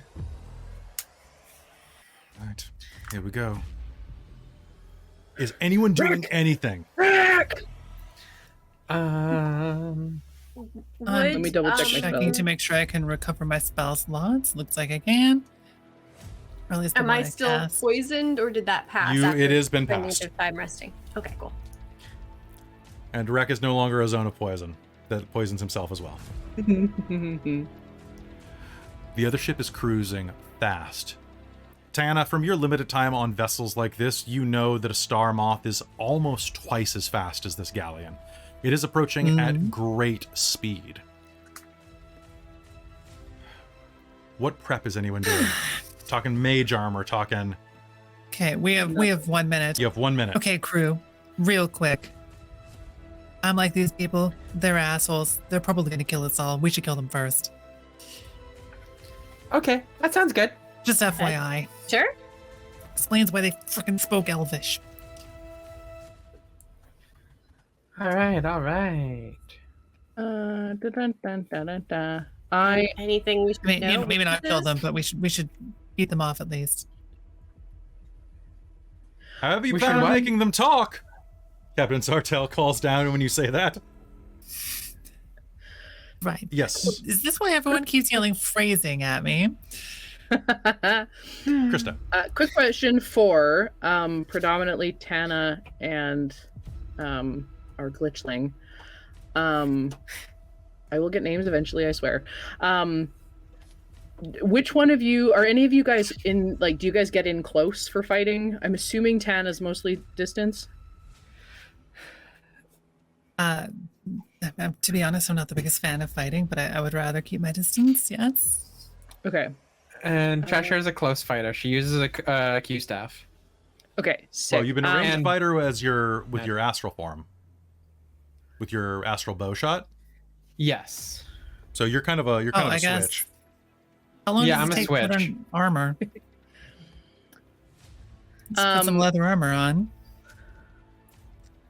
I'm gonna cast Warding Bond on Cat. Okay, sounds good. So What does Cheshire. that do? I'll On look it up. Cheshire, yes. Warding Bond, you have resistance to all damage, and I take half of it. Ooh, okay. Oh, you also get a +1 to AC and saving throws. Oh, okay. As long as we're within 60 feet of each other, so we'll try to stay close. To cast that, Francis slips a giant ring on one of their giant fingers and sort of flicks one over to Cheshire. And it's like, it looks like it would almost fit you like a bracelet, but if you put it on your finger, it'll go... And what was that called again? Warding Bond. Warding bond. Okay. All right, so we are going to see that the ship is approaching very rapidly. It will be here in a matter of seconds. So far, they have not fired on you, however. So there is something there that... there is something on your side, at least there. I'm gonna take these last little bit to bonus action. Cast Shillelagh on me, Sounds good. so that way it's ready. We should try talking to them, shouldn't we? Huh, why would we want to do that? Because they're very well armed. Words first, and then No, that we'll see doesn't where we stop go. us. Good for them. Francis's shoulders slump. All right, words first. I vote I don't speak to them. I don't speak elf. I feel like they may not deign to speak anything else. The ship glides into range. You manage to close fast enough with Flapjack at the Spelljammer helm below that they, well, are inside of a good range to fire on you, well, at least as you approach. But soon enough, the astral wings of the Moth come alongside the ship, and 3 astral elves step onto the bow of the ship.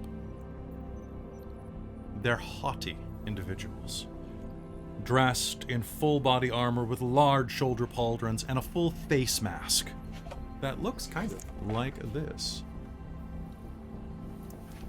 They honestly look like they're from the Fire Nation, if we're being real clear. And as they approach, they set foot on the edge of the ship, and with a tinny, metallic sound to their voice from behind their masks, they turn to Captain Sartell. Surrender immediately, and we'll let you live. For now. I have to agree with the GIF. That's fairly laughable. So be it. This is how you do greetings now. Say in I Elvish. surrender. Rather impolite.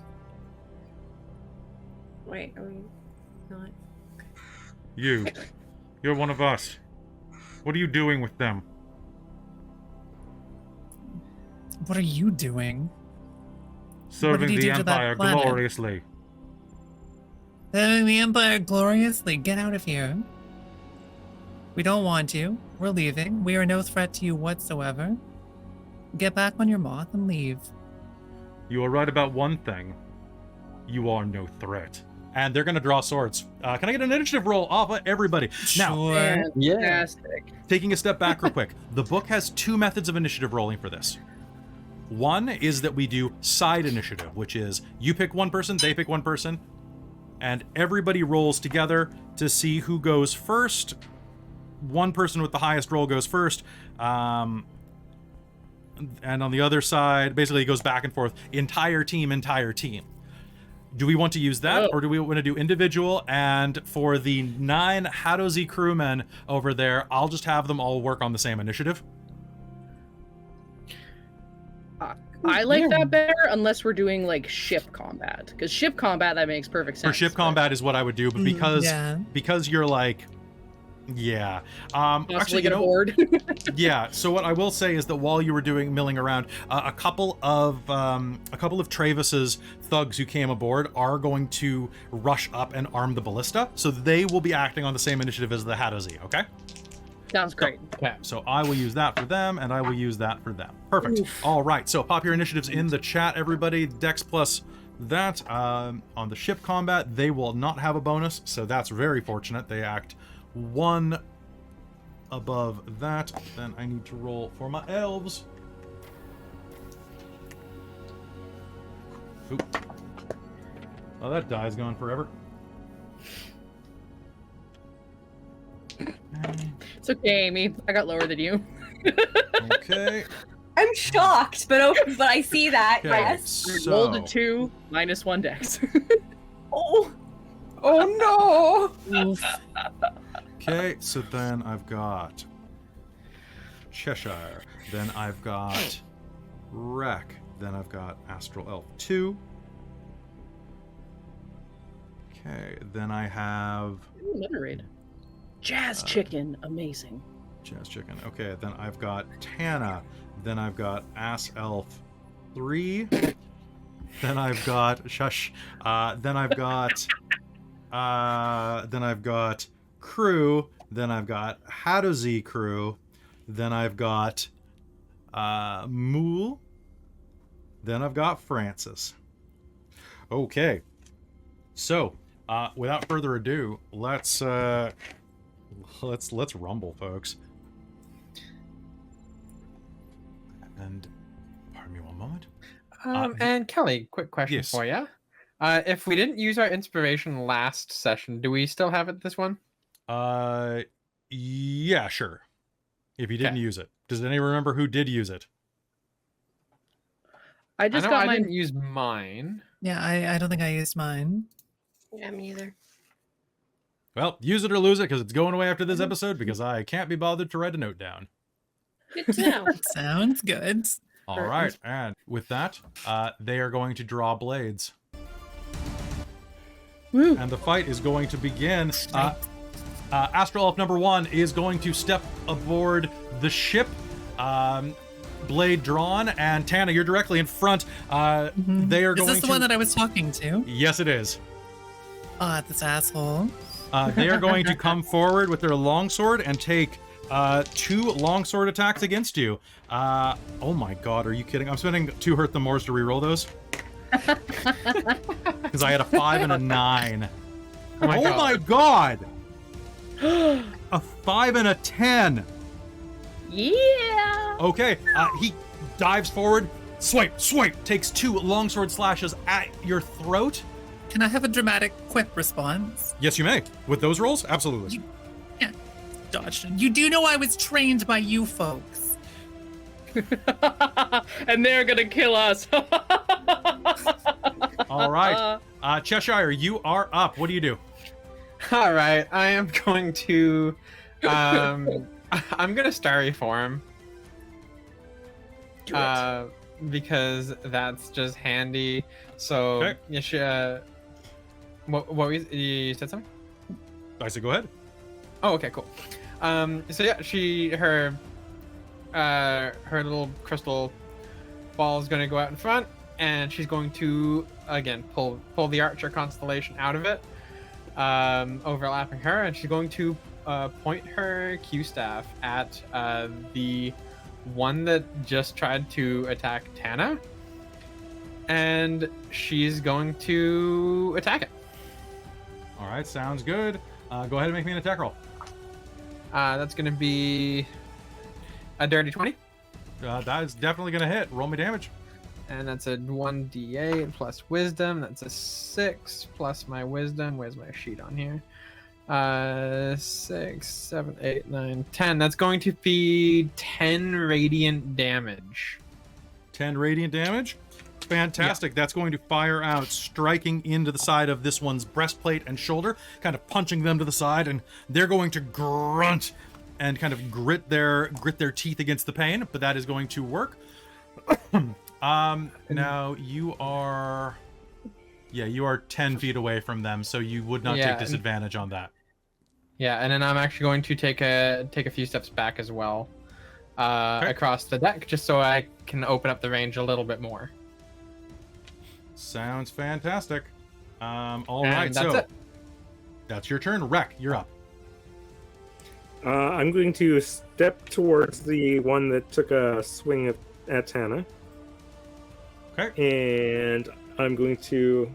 First attack, I'm just going to take a boot at him. And then I'm going to add in my unarmed attack, which is a heel swipe. And then the third one, I'm going to give him a scissor kick to the jaw, so stunning strike. Sounds good. So, let me grab a bunch of dice. 13.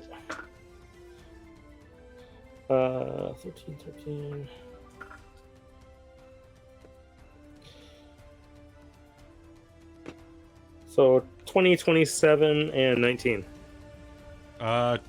Those are all gonna hit. Okay. So the first two are going to hit for 8 and 5. And then I guess Stunning Strike, he has to make a... So you still do the damage on stunning strike, just so you know. Yeah, I'm going to add that in, but has to Okay. do a save. So I got a 16. I believe that is enough. I think your save is like 14. So it's 3 I think, plus... it's your wisdom plus... Pardon me. Wisdom mod plus 8 plus proficiency, which is 3 at your level. Yeah, so my Wisdom mod is 3. Okay, so that's DC 14. 14. So he will 14. sail over that. You won't stun him, but you do hit him 3 times. Okay. And on the third attack, I get 10. 10 damage? Ooh, God. Yeah. You are going to see that the mask that they are wearing has cracked underneath your blows as your foot flies up into his face a couple times. And like parts of the armor are just like sloughing off from the damage that's been done between you and that radiant blast. And that's fantastic. Are you doing anything else? Nope, boot to the face. That's it. Okay. All right, boot to the face. As you approach, you move forward in such a way that, of course, the other astral elf that was right next to him, who has not stepped on the bridge, she is going to hold her position and is going to wield her blade twice at you since you are right next to her. And let's do it. That is going to be, God, not much. 13 and a 12. Jesus. Do either of those hit? No, you need 17 to hit me. Okay. She's going to take 2 swipes at you and is not going to be able to hit as you kind of just like fly through the air like Liu Kang style. Okay, and with that, we are down. Tana, it is your turn. Brilliant. So this time, Tana's actually going to use a bonus action to do something other than shove someone around. The person in front of me is a little bit dinged up at this point. I assume I don't recognize the face, do I? You do not. It is just another faceless That's member. good to know. Okay. So then she'll say 2 things. Oh, it's a good thing I don't recognize your face. You probably should have talked. And then let's do a bonus action to cast Shadow Blade, where she's going to pull, the void of space into her arm, into a horrifying, icky black dagger, and try to stab him in the throat. All right, go ahead. Probably not a hit though. I only have a 12. 12. You have inspiration and determination, just so you know. Let's do it. Let's do one of those. Okay. Inspiration will allow you to reroll because you didn't bother. I have a... I want to make sure I have my math right the first time. Yeah, so I have a 22. Yeah, that's absolutely going to hit. Roll me damage. Brilliant. So this does 2d8 psychic damn. damage. Good to And know. then I guess also does my dex mod, I think. I'm not sure on that one. It does do your dex mod on top of that, yes. Okay, brilliant. So then it would be 19 damage. Jesus. Okay. That astral elf is going to take your blade. Where are you aiming it? Oh, throat. It's gonna punch right into the side of his throat. He's gonna raise a hand and stumble back a little as blood begins to just kind of pump down. He's still on his feet, but he is on the verge of death. That was an incredibly good shot there. Damn. The third astral elf is going to see that and go, Commander! And is going to take a diving attack forward. Do you have anything else I to was do? going to say maybe 5 foot step back. Okay. So that is going to provoke an opportunity attack from the one you just stabbed. Mm-hmm.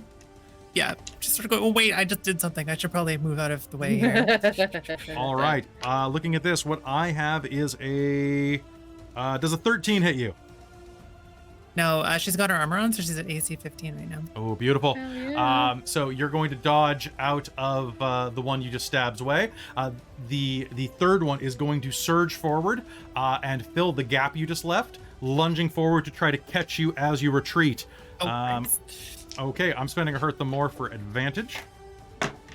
Oh no, my bone. All right, that's going to be a hit.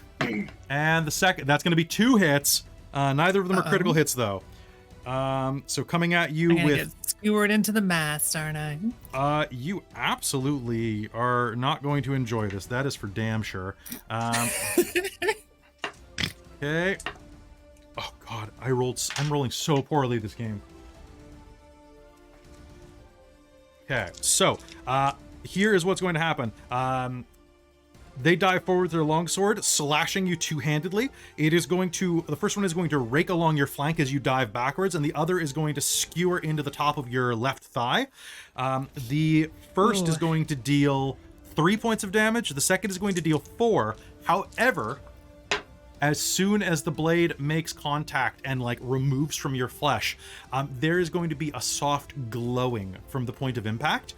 And so 2 and 3 of regular slashing damage. That is going to be 11 points of radiant damage from the first one, and 12 points of radiant damage from the second one. Okay, so it is That 23 radiant and 5 regular. Yes. Okay, ouch. And do you have anything that helps with radiant 21. damage? I have. Or you're not resistant to radiant, right? I am resistant to something, aren't I? Maybe that's a different character. No, I'm not. I don't think so. You know what? I don't think Astral Elves are, but it feels like if somebody Nope, I don't think so either.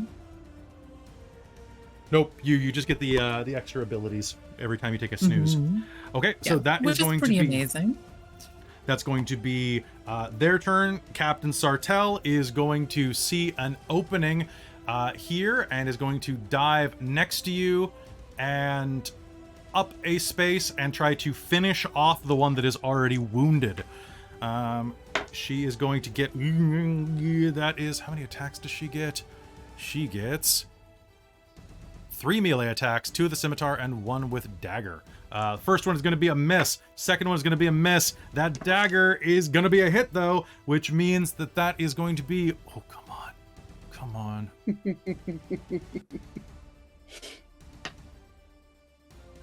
Oh, and he's still on his feet. Oh!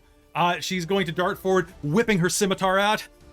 I kindly ask you to leave my ship, and is going to dive forward, catching the side of his chest with the blade, nearly piercing his heart, but he's going to bat it off at the last second. He is, twisting on his feet. As that is happening, however, you're going to hear behind you, all right, man, gotta get it up and running. Take out those, whatever those things are, that are on the ballista.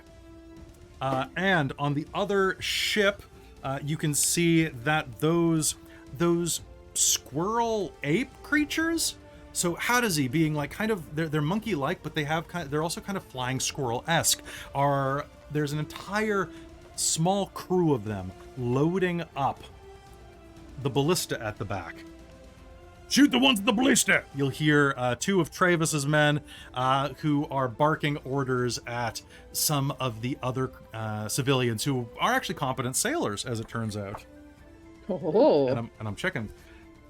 My one problem with this module is you have to check 3 different books for the stats for everything, constantly. And it's slightly better than checking 1 book in 3 places, but not by much. Okay, 1 action to fire, that's done. 1 action to load, done. 1 action to aim, 1 action to fire. We really hand-waved this in episode 1, but that's fine. So they're gonna spend... Let's see. So you've got 6 people that can help, which means they can fire 1 ballista this turn, which is... Okay, they're going to aim it at the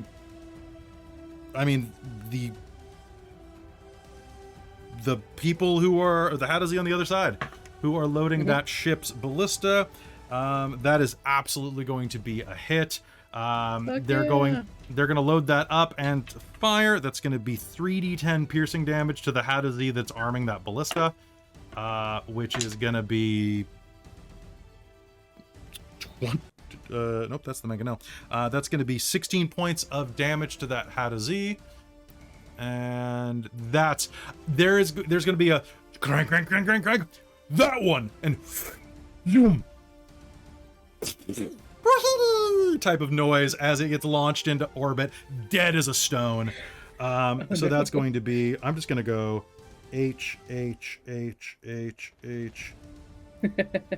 So many had a Z on their crew, so this one is now dead.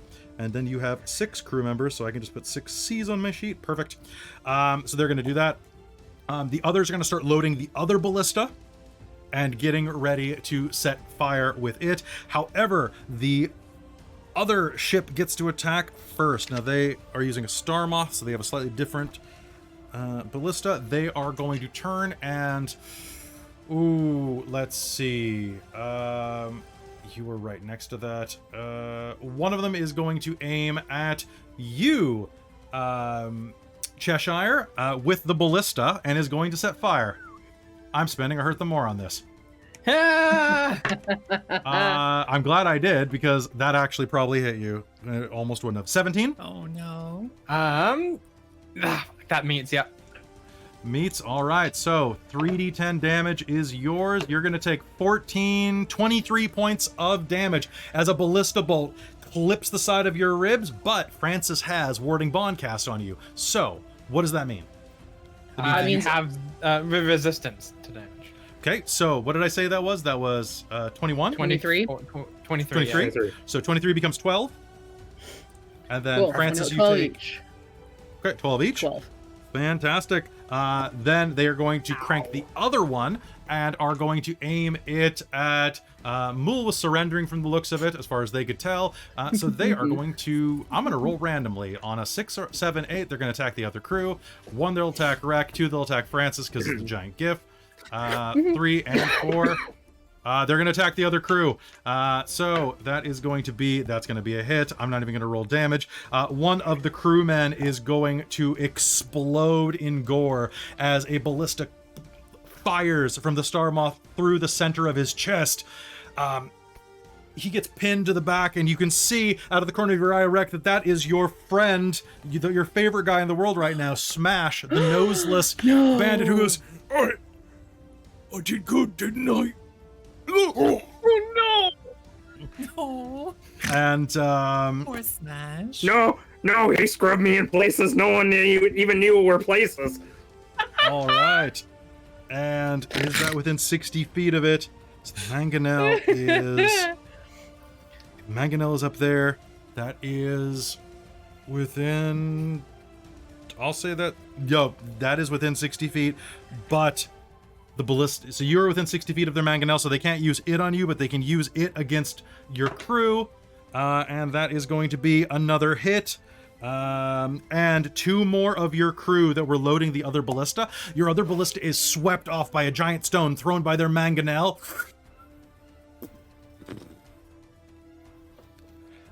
Which was preloaded in case anyone wants to try to rules call me.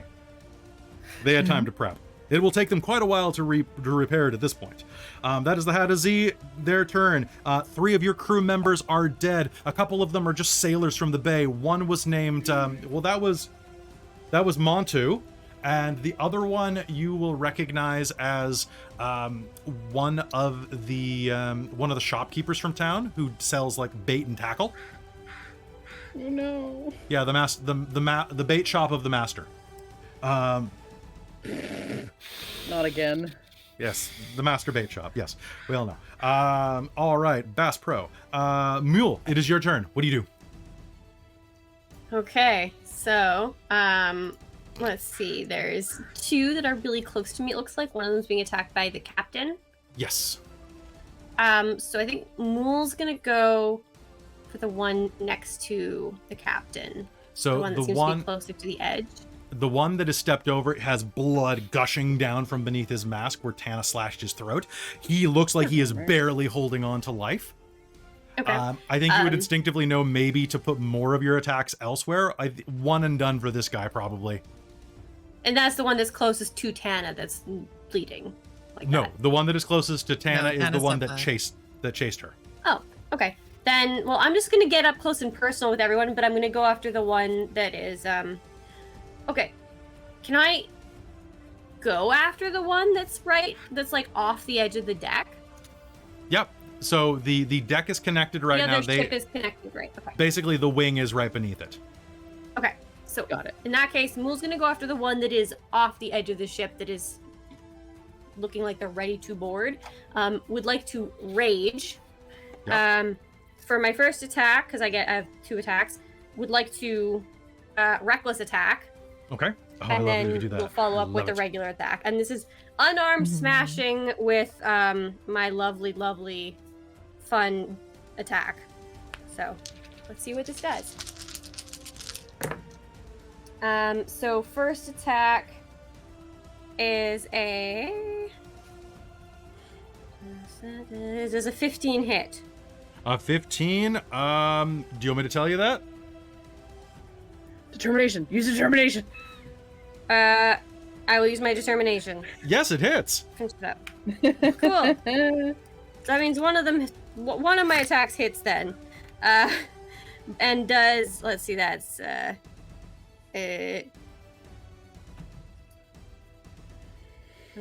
plus 14 bludgeoning. 14 bludgeoning. Fantastic. Yeah. You're gonna slam. Is only one of the attacks hits? Well, the other one I rolled was a 2, so I don't think so. Well, did you I can roll spend my advantage? inspiration. Did you roll advantage on all of your attacks? I did, because only on the Okay. first one. I don't have advantage on the second one. On It's the reckless first attack? Do you only get it on On the my first? first. It's on your Ah. first attack, and I use, so I think Ah. it counts as a second. But I will, however, use my inspiration to give me to re-roll reroll. that other one Okay, go and ahead. pray. Oh, that didn't get any better.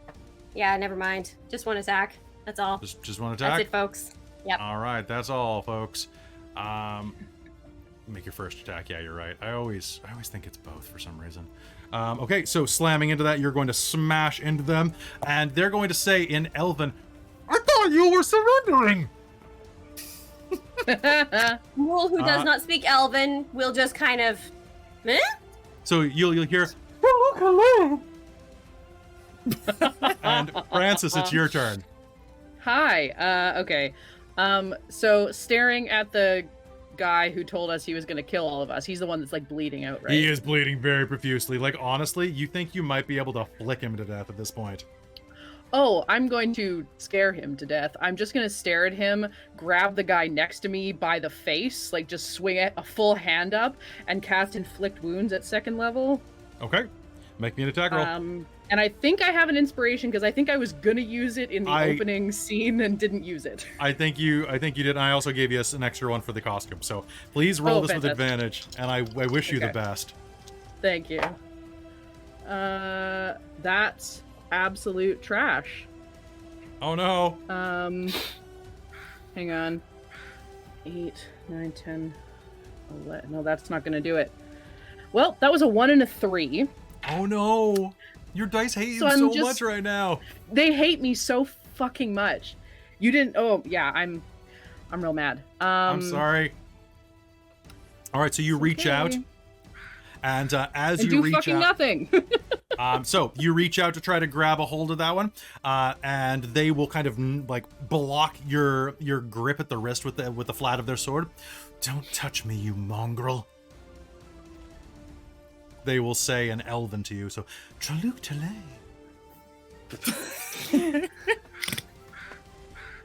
Uelasen Kena. It's just Latin. Do you have any other actions this turn? Because you could bonus action attack. I cannot. Oh, can you not? Well, I don't have a light weapon, so I can't use thought the you regular could as a Cleric offhand of Zeal. attack. I have to have made an attack roll. You made a spell attack roll. Let me check the wording, because I don't think I do. One sec. When you use the attack action, you can make one weapon attack as a bonus.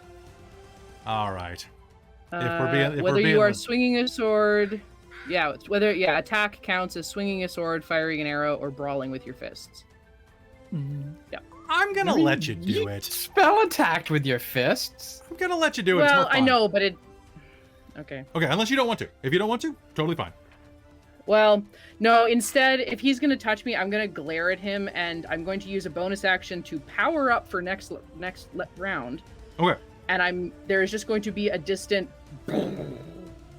rumble of thunder as his tiny little beady eyes, all of a sudden have lightning in them, and he's going to glare. He's going to move his glance from the almost dead one to this one and say, "You better not be on this ship in about 6 seconds."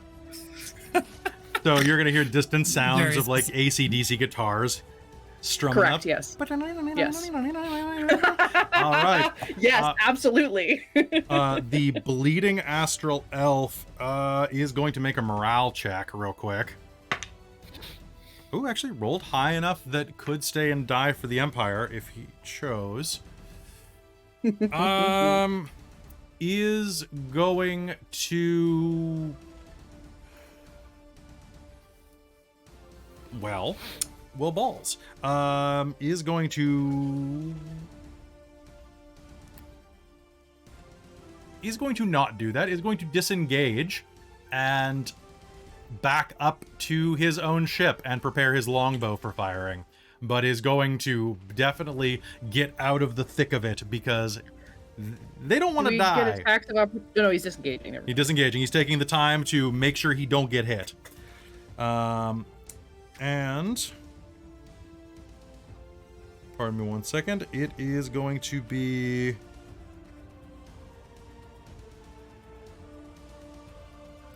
Okay. And as they rush over, it is going to be Cheshire's turn again. Cheshire, you've been winged by a ballista bolt. What do you do? Well, that one that looked that just disengaged, it looks like he's awfully ready to get another ranged spell attack as a bonus action. So that's gonna be a 18 to hit with my archer. Okay, that will hit. And then that's gonna be an 8 on the dice plus 7, 15 radiant. Okay, that is definitely enough. How do you want to do this? The radiant arrow is going to just basically like come out of her quarterstaff she has pointed at him and just go through his head, and the radiant energy is just going to like evaporate his head. That is going to happen. There is going to be a clatter as the helmet just like drops down to the deck, and the body is going to hit the floor. And then I'm gonna use my regular action, my full action to cast. So, all right. So looking at this, he drops to the deck. And then I'm gonna use my regular action to cast Guiding Bolt on, say the one that's between the captain and Tana. Okay, sounds good. So that's gonna be a 16, 17, 18, 19, 20, 21, 22, 23. 23 to hit. That will hit. And then that's 4d6. 5, 6, 7, 8, 9, 10, 11, 12, 13, 14, 15. 15 radiant damage. I don't add my spell attack bonus to that one, do I? You do not, no. However, the next person who tries to attack gets advantage. Yeah, so it's going to be, I think it was 14 radiant. 14 radiant. All right, so you said 15. So, is it 15? Okay. 15 radiant damage as radiant energy is going to streak out into the Astral Elf Warrior, striking into them and searing, causing them to glow with this brilliant energy. And Wrek, it is your turn. What do you do? Can I hit both of the guys either side of me, or am I? Yep, you can split your attacks. One of them? You can split your attacks, and you can spend as many key points for stunning strikes as you wish. Well, then I'm going to do so. I'm going to spend 2 of them to hit them once each with stunning strike. Telling the one in front of me, "Oh look, a shooting star! Make a wish!" And then jump up and kick him, do a backflip, and try to kick the other one behind me. All right, sounds good. Okay, I spent a hurt them more to re-roll one, and I still failed. So, yeah, hitting with a 16, 23, and the other one is a 19. Those are 2 hits. The one that Mulj has punched succeeded their save. But the one between Francis and the captain did not. They suddenly freeze up and... Okay, and they both take 5, 10. So which one does the 9 first one points take? of damage from the... I take 9 each, so... Oh, you roll the same? Okay. Yeah. Okay. They are both looking pretty battered. So, Mike, you have one more attack. If you attack the one that you have stunned, you have advantage on the attack. Yeah, well, I'm going to definitely do that. So okay, and I will spin around and do a leg sweep on him. If you hit, it is a critical hit. Okay. Because they are incapacitated, if I am not mistaken. 17, 18, 19. Attack rolls against them have advantage. Oh no, yeah, incapacitated, which is... That's a 23. Oh no, can't move or take reaction. That definitely a hit. Roll me damage. I thought it was that they... Oh. What is it that you get an auto crit on? Prone? No, it's not prone. Possibly? No? Okay. Paralyzed. Oh, that's what it was, yeah. Paralyzed is the auto critical. It feels like it should. So does it hit with a crit? No. It's not a crit, but it's definitely advantage. Yeah, well, I rolled that, so it takes 10 hit. 10? All right. Oh god, these guys are so beaten up. All right. Plunging your foot, you're going to feel the bones pop out of alignment as you get this guy's chiropractor a new boat. Sweep the leg. And you are going to, he's stunned. I'm going to say you can knock him prone. So he's going to be prone on the ground. The one that you kicked that did not is going to raise a blade and shout in Elven, "Wretched little vermin!" and is going to take a swing at your head. I'm spending a hurt the more. Yay. I'm glad I did. That is going to be not enough to hit you. And I'm going to spend another one. I have one left. That's a hit, thank God. Finally, I hit you. So 2 swipes. One of them flies by your face. The other does manage to connect for a total of... That is going to be 11 points of damage. Radiant damage floods out from that stab, however. So that's 11 slashing and an additional 9 points of radiant damage. Okay. Yep. And that is Astral Elf number 2 and... Okay, I got 16 left.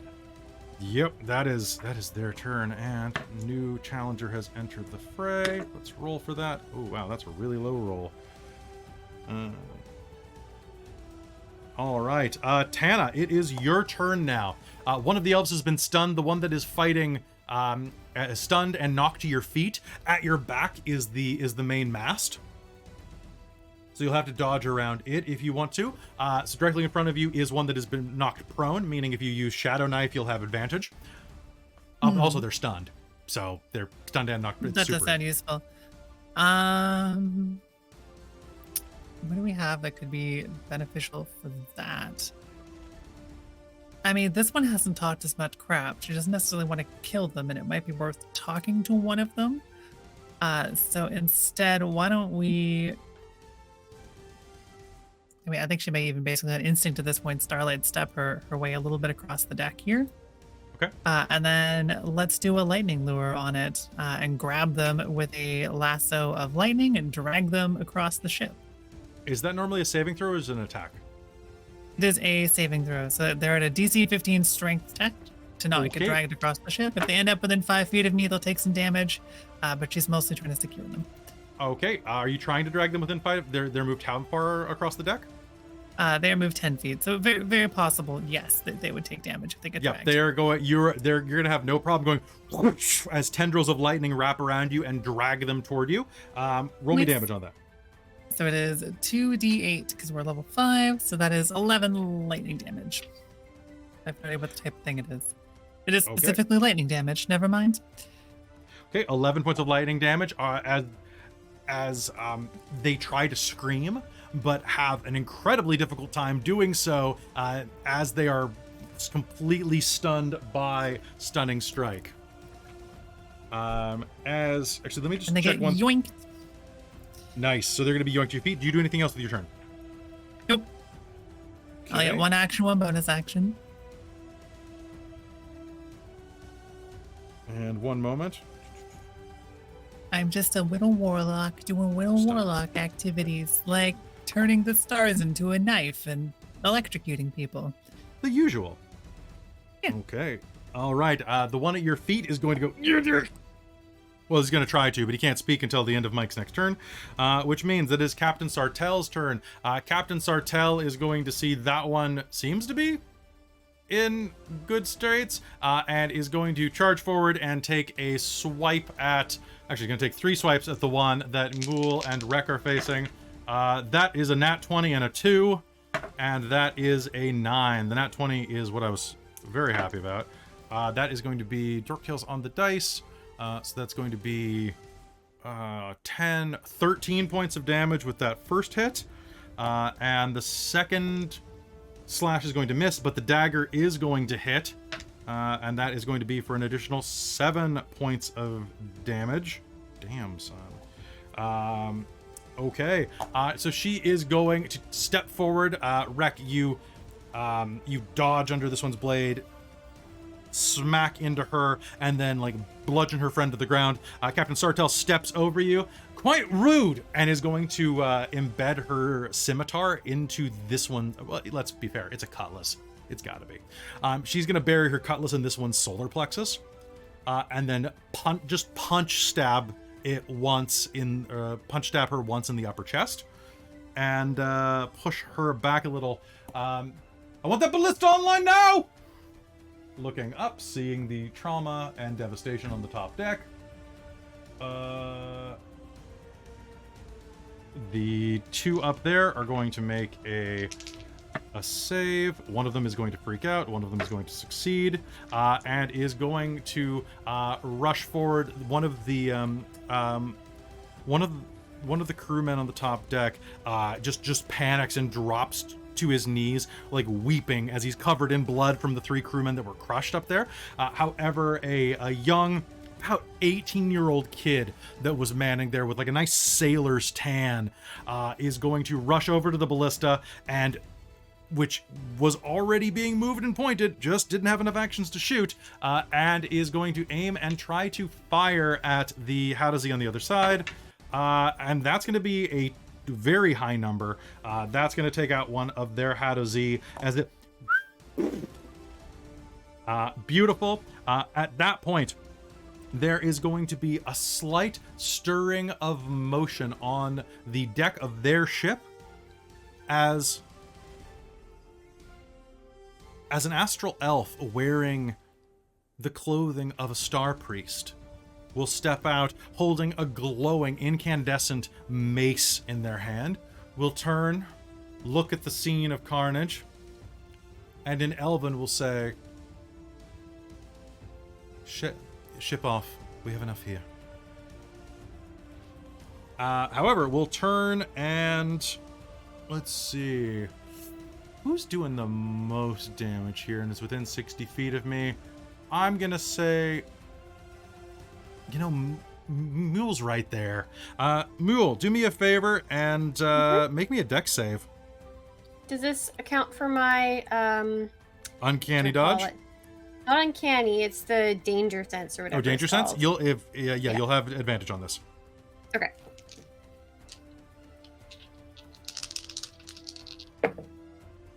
That's not the best, but what's that? Say 12.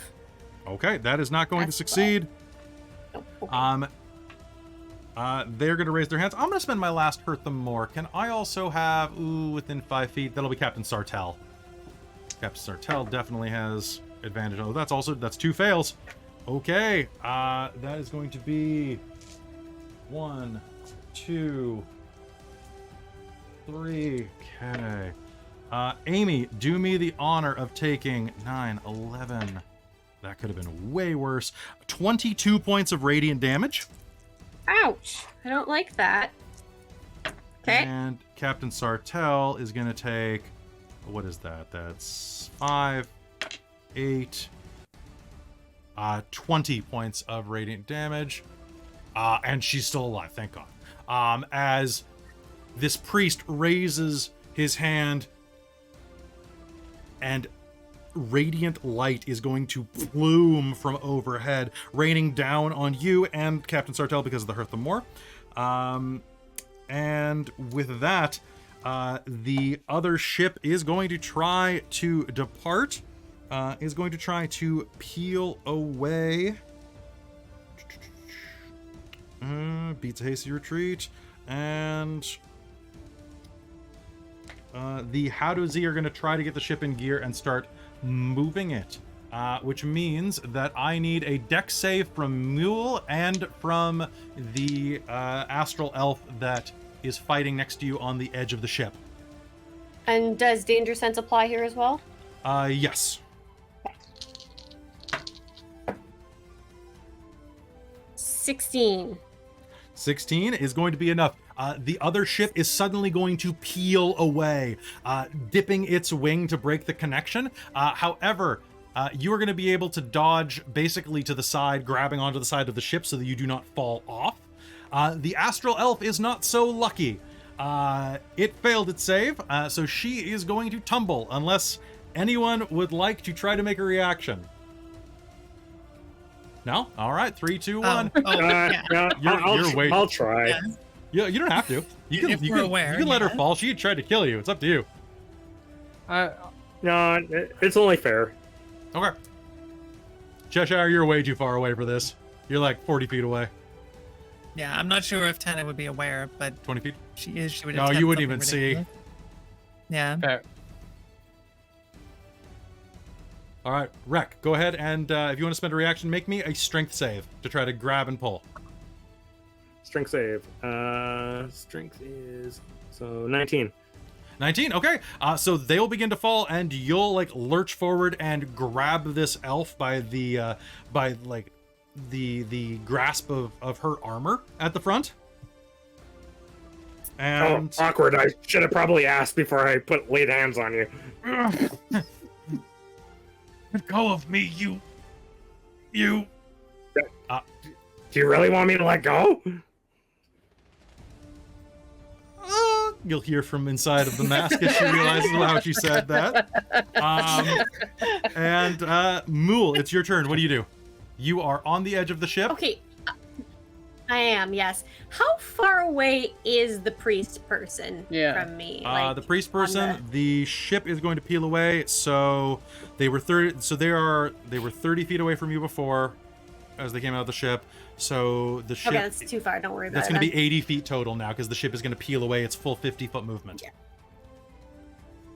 Damn. Okay, that's fine. The well, in wing- that case, the wing Mulj's is gonna 50 climb feet back up around. onto the ship. Okay.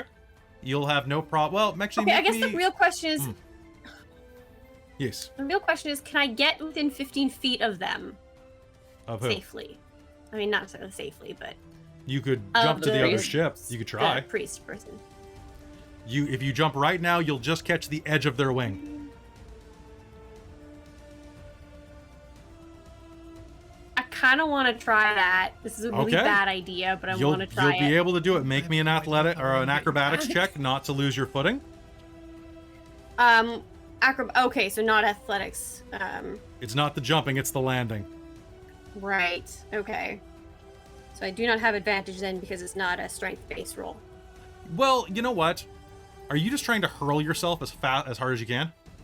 Basically, yeah. All right, do the athletics roll. Okay. Cool. So for Weak. athletics, it ends up being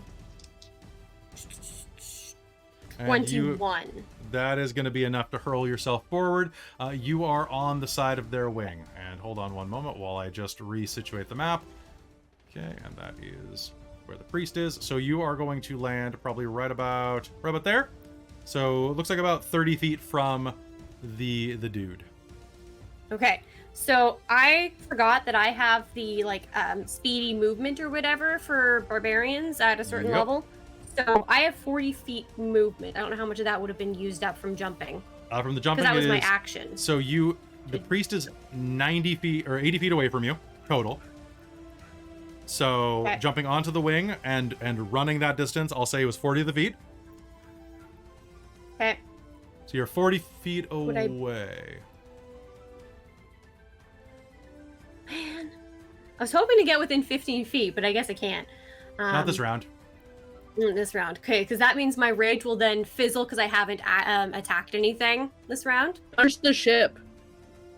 Does The that chip- work? I believe it's a creature. I think it has to be Oh, a creature. Yeah. Hit It's, yourself. You could punch yourself, but you'd have to take damage. If you did. I don't think I want to do that. Yeah, it's it ends if you haven't if you're not if you've not attacked a hostile creature. Hostile creature. I'm not hostile towards Do you have myself, something you sadly. can throw? I have a javelin. I'm gonna throw a javelin. Throw the Throw a javelin. javelin. What are you doing? Yeah, absolutely. Always throw I didn't know javelins. that. Javelins are made for throwing. I know. Okay, so I'm gonna. I guess. Okay, I can't reckless attack because it's not a melee attack. I Nope, just you have can- to like You just have to Throw. throw and let go. throw and let go. Okay, cool. What's my range on those anyway? It's okay, 30 to 120, so we should be good. Okay, so that's a 23. That's gonna hit. Roll me 24 damage. to hit. My damage is 6 piercing. 6 piercing. Did you add your strength to that? I rolled a 3, so yes. Did you add the barbarian rage to do it? Oh, does that still apply in this case? Okay, so then there'd be eight. Anything you're Origin. so angry. 8. You're just too angry. As an 8. Okay, your javelin is going to fly and slam. Are you throwing one javelin or two? Because you get 2 attacks. Shit, I have You're- multi-attack. I can do 2. Okay. You gotta get used to this, Amy. Sorry, I'm not too used to this. I'm sorry. You're too used to playing a druid. Your next character's got to be a I fighter. know. Or Then a you can get like cleric, 9 attacks. clearly. Next attack is a 22. Yep, roll me And damage. again, I rolled a 3, so it's going to be another, what is that? 8? Another 8? 8. Okay. Another 8. A total of 16 altogether. All right. That is going to be 16 points of damage. You hurl 2 javelins into the priest's chest, kind of hitting him in like the side. Glares at you with a great rage. And down back at the deck, it is Francis's turn. Francis. Mulj doesn't get to have all the fun. I'm gonna try to jump as well. Okay, make me an athletics check. Fantastic. I am a hippo, so I have advantage. You have advantage because hippos are notorious long jumpers. Well, that's a 4 and a 5. I'm going to use my determination plus my athletics. So that's a 8 plus athletics is a 6. So 14. 14 is going to be enough. You're going to land on the other side. It'll cost you 5 feet of movement to do so, but you'll be there. So you will be... and what is your movement speed? 30. Okay, so you are going to be 10 feet, 15 feet behind Mule on the wing. Just on the edge of the wing. Yeah. I would like to attack the wing with my immovable rod. Okay, now you know that the rules for immovable rod are different in 5e than they are in every other edition, right? Oh, I read it very carefully. Okay. And I also read the rules of how the astral plane works. All right. Nothing has weight, which means the 8,000-pound limit and the immovable rod stays in exact point in space. So piercing the side of this should anchor it to this exact spot in the astral Okay. plane. Oh my god. You said nothing has weight. Nothing technically has gravity unless the gravity plane within the Spelljammers give it a specific weight limit. Because I know it says it has gravity, but it has a gravitational pull made by magic, not a weight. Interesting. Very interesting. I might have been reading a bunch about this. I feel I like might you're have gonna misread it, hear of course, a but giant chunk off of a wing. either that or it doesn't move. Well, find out. I know the way gravity planes work, but weight is interesting. Smaller objects, spacecraft, diagrams. Okay. So if you want to spend your action trying to stab this thing with that, You are going to have... The thing is, to pierce its wing, if you're trying to stab it into it, you'll have to deal a lot of damage with this one hit. Because you have to beat... It's because one thing you may not have accounted for is that ships have damage thresholds. Oh, 100%. The thing I was researching was mostly just like, could the immovable rod anchor a ship? I did not plan to pierce one. But no, that's totally fine. I think I've kind of prepared for this. Okay. Sounds good. All right, so let's hope you do enough damage, because it's a decent amount. It's right in front of you. I'm gonna say that I'll even give you advantage because the ship is prone. Okay, perfect. Like you're on top of it. It's technically, if we're arguing this, so go ahead. I have rolled 4, 2, 3, 4, 5, 7, 8. And I just rolled a 9. I'm just counting up, guys. By the end of this session, I'll be great.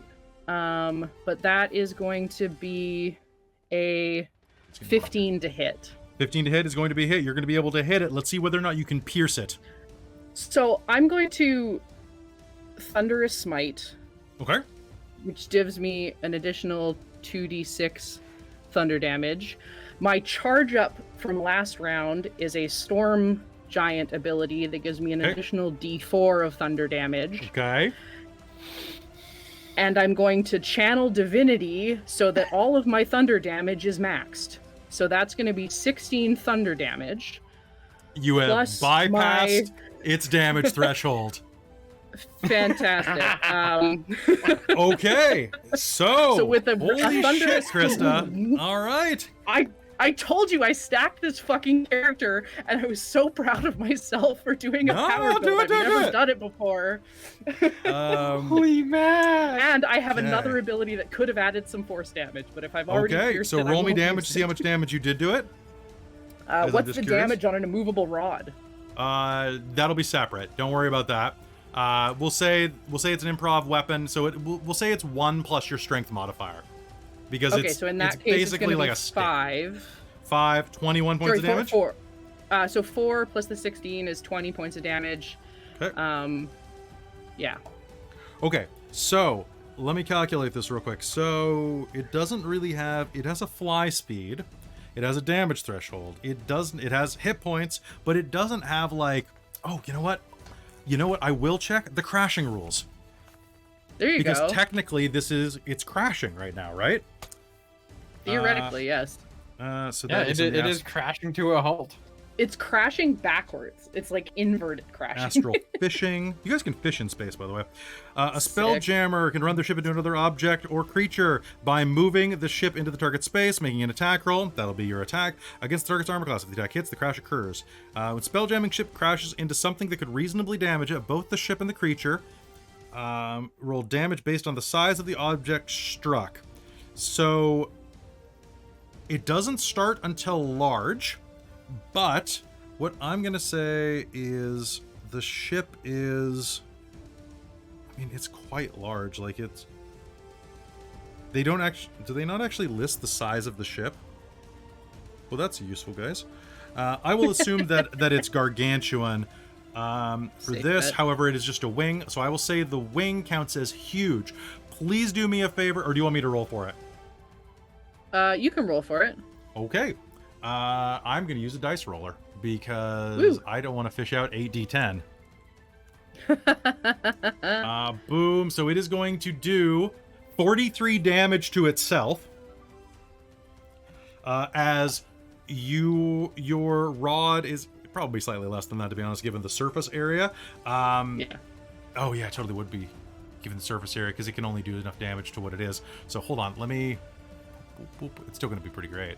Let's re-roll that. So it's going to be 28 points. That's still damn good for a rod.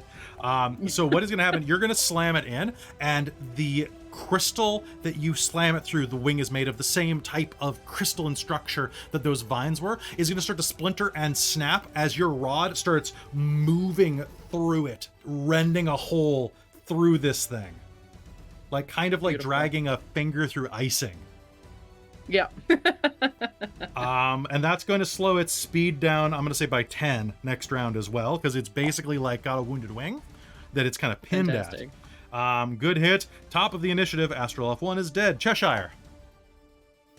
Okay. So, So there is now a the ship is about. There is now a 20-foot gap between the two ships. Okay.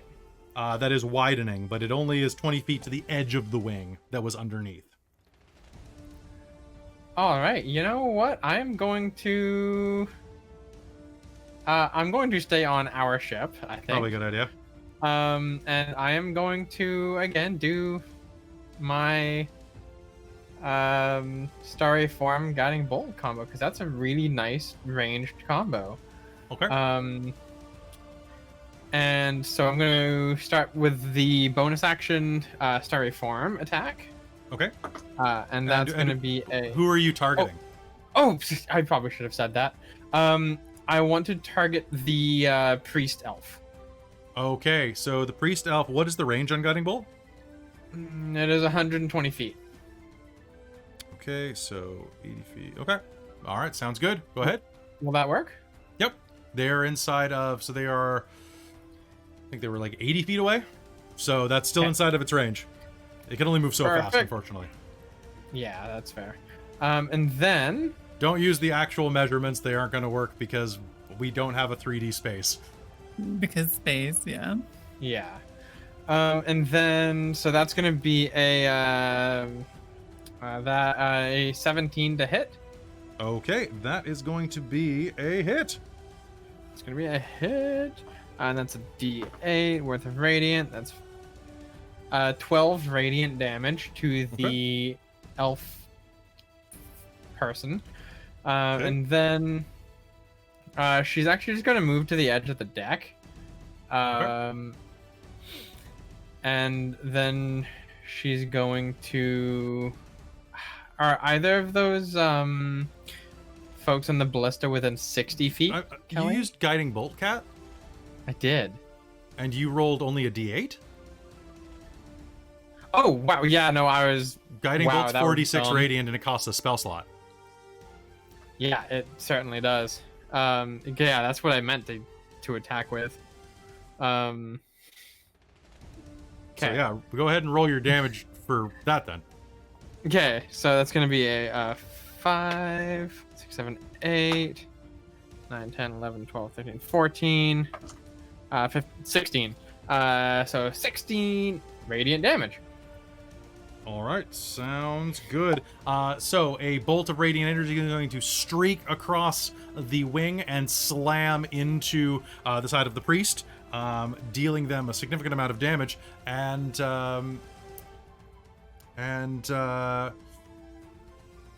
yeah, you said you're going to move to the edge of the ship? Yeah, because I was fairly far back, would that bring the range down to within 60 feet for that now? No. So technically from where you were, it was about 100 feet because it was 80 feet from Mulj, and they were on the edge of the grid. They were on the edge of the ship. Okay, fantastic. In that case, that's all I'm gonna do. Okay. Now you can shoot beyond your long range if you have something that allows you to do it. You just do it with a disadvantage. Okay, because so my Circle of Stars one, it's a range of 60 feet. So could I long range that? What is it? It's the Circle of Stars Starry Form Archer. And is it It's a ranged spell attack. So usually not with ranged spell attacks, unfortunately. You cannot attack beyond its range if it's a spell. Okay. So Okay, that's perfect.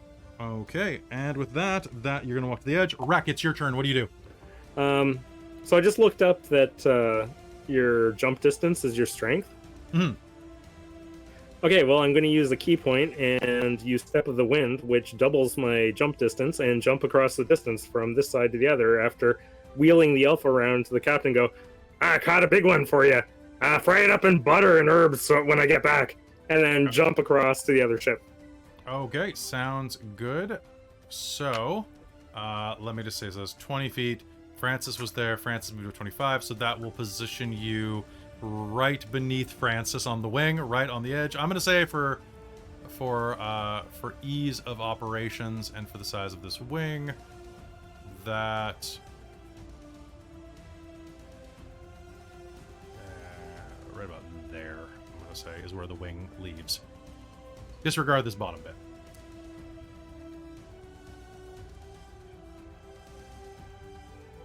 Okay, so you'll be able to land right about there, right about on the edge of the wing. And do you have anything else you want to do? Now, because that counts as movement, do I get the rest of my movement to add to that? So 'Cause here's the I can move up to 40 feet. So here is the deal. So there's a 20-foot gap, and then you ran 10 foot on the other side, roughly. So I guess it would be like right about a little bit further. Jumping technically counts as movement. Okay. However, you're in space, and I say suck it. So go ahead. Okay. I didn't I'm charge just gonna anybody move up else another- movement for the jump, so I'm not going to charge you movement for the jump. I'm just going to move up another 10 feet then. Okay. Well, so without having to do that movement, so the jump was 20 feet, so you could actually be like 5 feet in front of Mulj. Okie dokie. All right. So boop. I don't have any ranged attacks, so. You need to get like some balls or something. Well, Like I iron have balls. darts, but they're not much of a thing. That's fair. All right. Astral Elf number 2 is going to roll over on the deck. Oh, they still fight. Their other ship has. Oh, they're gonna.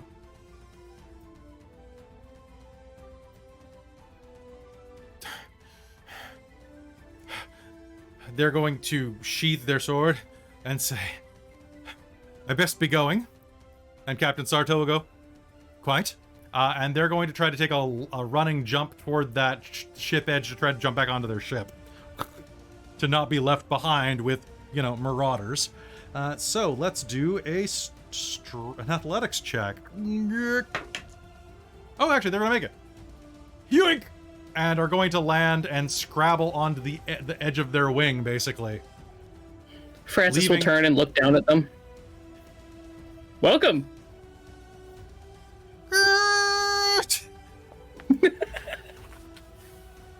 Okay. Tana, it is your turn. What do you do? Well, seeing the other one trying to escape, should probably try to prevent this one from doing so. So, is there like a bunch of rope around here? It's a ship. Yes. Yeah, I figured. Gonna attempt to rope this one up as best she can. Okay. So what we'll do is we'll do a contested grapple. I'm not sure if he still has like weapons out and is actively trying to stab me. In which case, this might just be a regular old grapple attempt. His weapon is going to be on the other side of the mast from where he was stunned.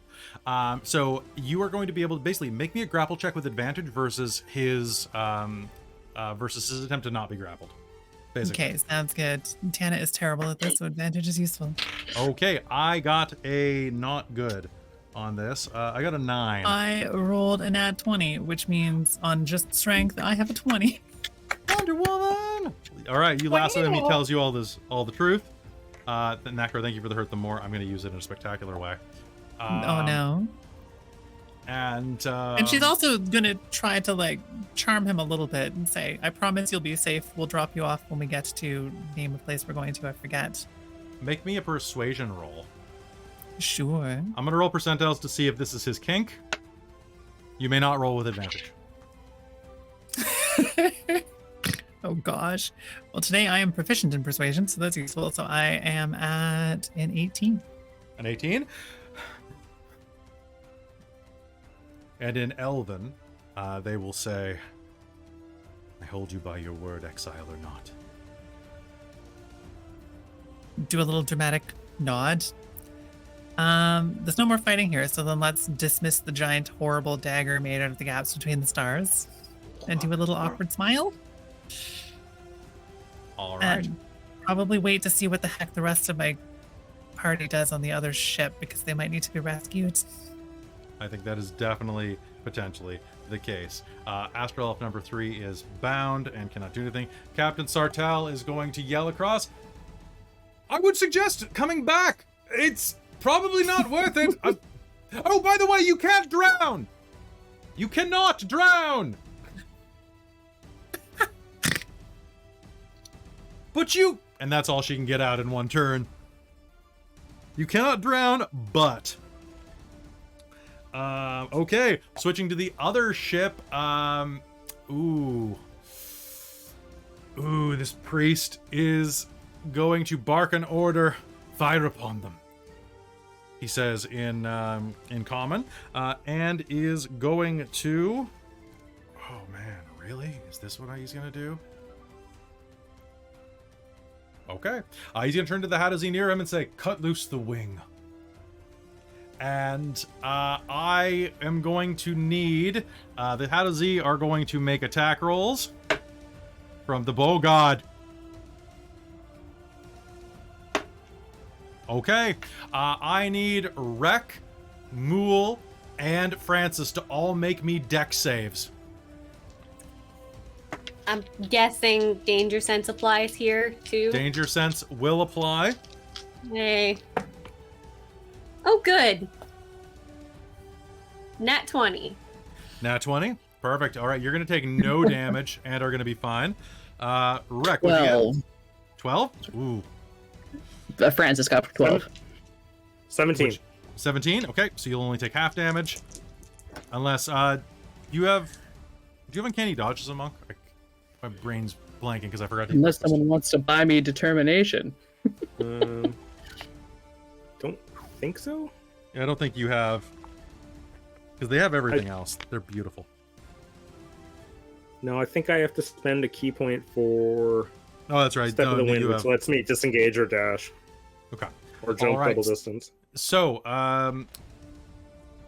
Wrek, you are going to... What is going to happen real quick? I have to roll damage for this. So you're going to take ambient damage from this, which is different than ambient damage. Oh, that's next. That's nothing. Okay, cool. Okay, that's really nothing. The Hadozee at the front and back of the ship are going to turn and are going to fire their ballistas directly into the wing of the ship, right where you are standing, punching through the crystalline formation, breaking the wing off in its place where Francis has pinned it. For they do not need this to fly, technically, which is great. Because... however, it is gonna... they cannot land on water anymore, which is one of the things these things can do. That is going to break from the shards of the wing. Mulj, you're gonna take no damage. Some of the shards are gonna go right through you. Just... Random bought me a determination. Can I add that for a 15? Sure. If not, that's fine. I'll save it for another one, but... Sure. One sec. Okay. I just clicked it, so I had to find it and unclick it. Okay, Oh. so you are a bit farther away, so it's going to do slightly less damage. Wrek, you're going to take some of this shrapnel, and it's going to deal a total of, with your successful save, 4 points of damage to you. Okay. And that is going to be 9, 11... I got 12 left. Christa, you are going to take... Francis is going to take 6 points of damage with that successful save. Okay. However, as this lurches to the side, I'm going to spend the Drama Bomb and the Hurt the More that were just bought for me to do a... Francis, please make me a... very angry with you, and you're within range. So please do me a favor and make me a Wisdom save. Ooh. Ooh, there we go. That's a little better. That is going to be a 19.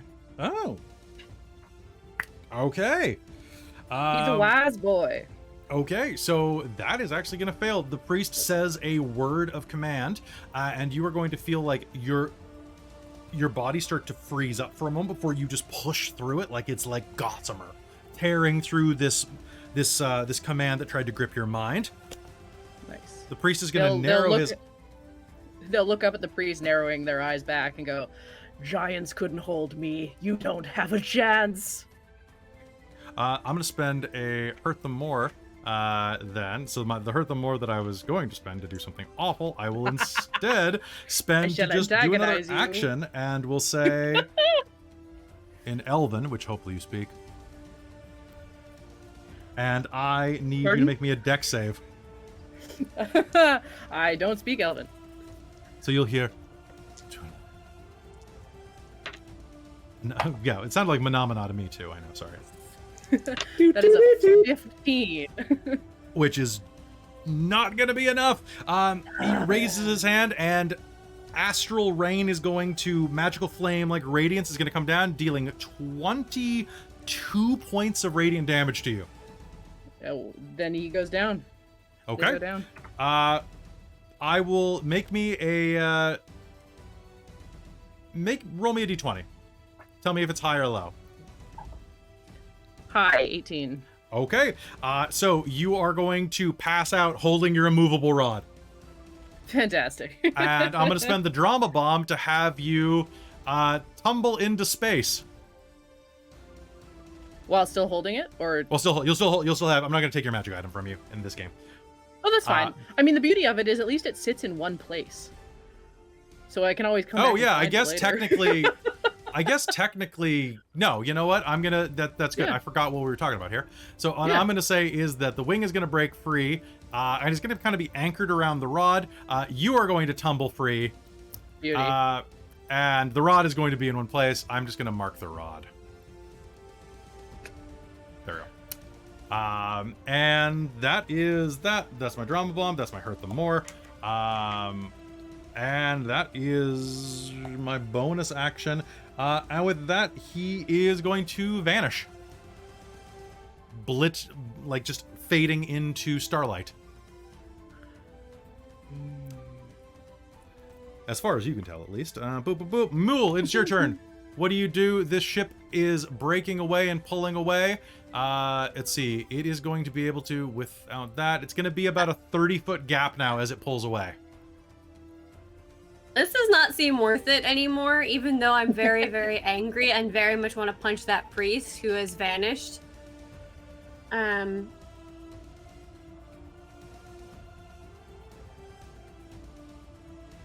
I feel, oh, I want to fight You could things. still go. You could still go. Oh, this is a horrible idea. Oh God. Yeah. Okay, we're going. I'm gonna We love jump. horrible Try if I ideas. can. It's a Drop horrible idea, but across. also like maybe we get 2 ships. One of them might be slightly broken, but you know that's fine. Okay, so I would It's still like good, to it's attempt still to good. jump across the gap and go after the things that are shooting at it. The Okay. whatever the heck monkey The people Hadazee? are. Yeah, Okay. I think I can get close enough to them. With my Okay, it's a movement. 30-foot jump, so I want you to do me a favor and make me a strength check or Okay. athletics check to do it. I'm still raging. You're still raging. Okay, that's a 25. I'll allow it. You're gonna land on the other side with Okay. still like 15 feet of movement to use because I'm gonna take half your movement for that jump because it's Okay. Then I'm gonna use. I would like. This is so silly. I would like to use my bonus action to lash out at the one closest to me because it should be within 15 feet now. I think Okay. this puts me about 10 feet away from them. Is where I've Yep. landed. I need so the little baubles on the top of their head are going to reach forward and try and like lash on and grab them. I need a strength saving throw of 14 or higher. fail. Okay, so they are going to be pulled 10 feet towards me. And then I'm going to reckless attack to just fuck this one up with my first attack. So that would be a 19. 19 damage? The hit. Oh To, yeah, like- absolutely, absolutely. Okay. Then damage itself is going to be. What is that? 11? 11. No, I'm 11? still raging. 11, 13. 13 bludgeoning. How do you want to do this? Oh, just so they've been grabbed on and yanked forward, and then Mulj just basically jumps up and like slams like fists into their head. It's going to just splut like an overripe melon. The other Hadazee manning the mini catapult that was about to launch at your ship is going to raise his hands and go, I never liked any of these guys anyway. They don't pay me enough for this. Do they say that in common? Yes. Okay. Then Mulj's just gonna shrug. Alright. We give up! think- We give up, right, guys? We give up! The Hadaz's going to say. The others minding the ballista are going to see what's this nightmare scenario and are going to go, it's not worth it. Yeah, it's not worth it. We're not. Thanks for your sacrifice, Pete. One of them's going to say to the dead one. And Francis, you are floating through space. You make me a save and send me the message privately. But what are you thinking about as you are floating through space? They're probably thinking about the image they have in their head of this Commodore Crux. And thinking about the fact of like one of their life goals has been to find another person like them, and they just found out that they exist, and so they need to live on to find this other person, even if it's just one. Aww. Oh, rolling save. That's really, you know what? Roll with advantage on that. I thought that was particularly sweet. Oh, thank you. Also, It's real a quick, 15. don't tell anybody. We're doing secret rolls, Krista. Right, I forgot secret rolls. Never mind. It was nothing. You heard nothing. I heard nothing. Okay. Also, real quick, thank you very much for the subs, those of you. What is that? No character? No character? Thank you so much. That's very sweet of you. Remember, You have it's a lot of September. character, clearly. Absolutely. It's September. You can save a lot of money by giving subs. The longer you sub, the longer you save, apparently. I don't know. But no character? Thank you. Really appreciate it. Okay, so I have a feeling something in me says that you probably succeeded your roll. I sent it to you on Messenger. Did you? Okay. Yes. Sounds cool. All right, so, and that was with advantage you rolled? Yes. Okay. Dreams of other creatures like you dance in your head. And Cheshire, is your turn. You can see Francis drifting through the void. How far away is he from me? Oh boy. He's really far away. Like I'd say like 70 feet at this point. Okay. We'll say 60. We'll say Here- 60 feet because of like the math and the math and the math. Yeah. Here's a weird question for you, Kelly. This entire game has been a weird question. Let's do it. This is so. With the glitchling's vestigial wings, Yes. at the end of their turn, if they're still aloft, they fall to the ground. Yes. If And you're they're asking in what- space, what? You have no idea. So the truth is, I actually know right now. I have the rule right in front of me, but Cheshire has no idea. That's a good point. So, I mean, I think at least you know that you would be there to help them if you made it to them. So Yeah, you know what? She's gonna make a dash action and fly out to Francis. Okay, so given that, what you are going to be able to grab onto them and like grab on, hold tight.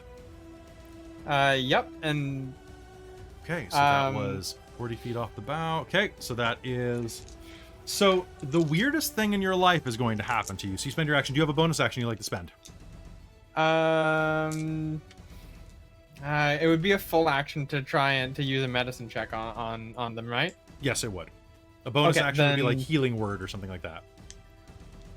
Oh, actually, hold on one second. you have I'm still getting used to the thingamajig druid spell list that I have here. Nope, never mind. That doesn't work. That is it. Okay. You are going to float out, and in the depths of nothingness, you are going to glide on winds that you cannot perceive and grab a hold of Francis's girth, and then suddenly you are going to feel yourself pulled backwards at an incredibly rapid pace as the gravity of the moon dancer pulls you back into it, and you are going to slam into its underside, taking 16 points of bludgeoning damage. Oh! Francis, Holy you're crap. going to take 16 points of bludgeoning damage too, which means you now have 2 failed death saves. And so that is also going to trip my periap of wound closure. Would that drop you to below 0? Oh yeah. Okay. And so that's gonna stay us. So you will stabilize. Okay, Yeah. so that's great. But you'll grab them and you go whoa and fly backwards, and take 5d6 points of bludgeoning damage from the fall. Oh my god.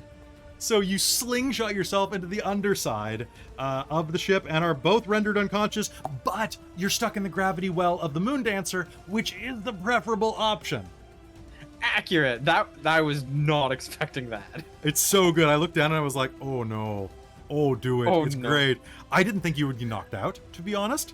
And I didn't know you didn't have healing word. So, Wrek, on the other edge of the ship, you see that Mule has leapt the 30 feet across and has captured the other ship? Weird. You could try to do it too. Is the badly beaten up elf still on the other side of this wing? He vanished entirely. He, like, literally turned into stardust. The priest did.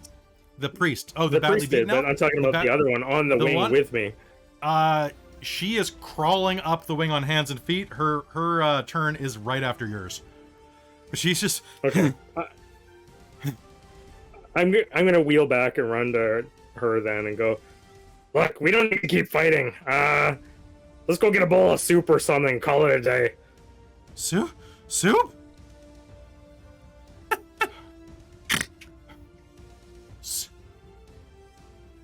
And then offer a hand to stand up. Okay. Sure. I surrender for soup. Oh, I surrender for soup too, especially when it's the good stuff. What even is this thing? She says, looking down at the part of the wing you're standing on is slowly rotating around a stick with a button on it that is stuck in reality. It's just like whoop whoop whoop whoop. It's Frankie. I don't ask questions anymore. You can pick it up if you want. You can take it. Oh yeah, I'm taking it. So you just have to go click the button, and now it's just a stick. Okay. Okay. She's not gonna argue. She knows that this is foolhardy. All right, Tana, on the other ship, what do you do? Oh gosh. Does Tana understand how ship gravity works enough to know that she can go get them? You can make me an Arcana roll to see if you know it well enough. Sure. I mean, she's gonna try either way. It just depends whether or not she uses a spell slot. I rolled a nat 1. Ships are a mystery. Ships are a mystery. They're gonna die. Casting flying and go chase them. Okay. All right, casting fly. You can fly around to the bottom of the ship, easily managing to meet up with them. We're gonna put you like right here for my ease of operations. Yeah, sure. Boop. All right, you then- are going to see where they are both floating unconscious. Cheshire appears to have stabilized, but Francis is bleeding from a mighty head wound to the side of his head, just kind of into the void. Do I have any bonus action things that could be useful on this? I don't really think so.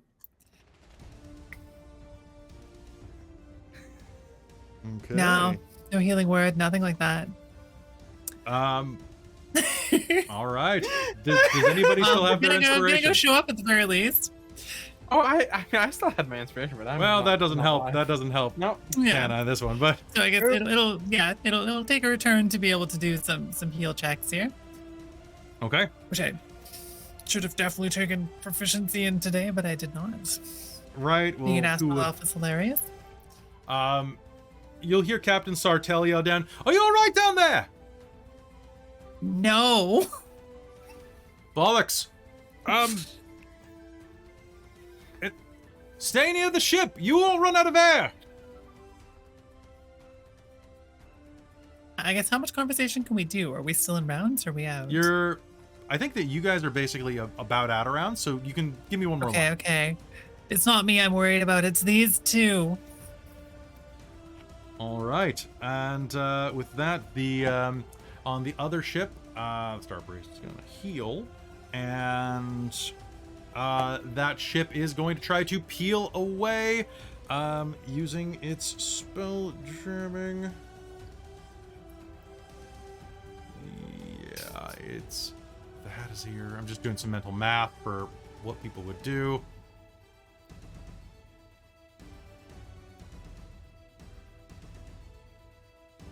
Yeah, you know what? I know who I am.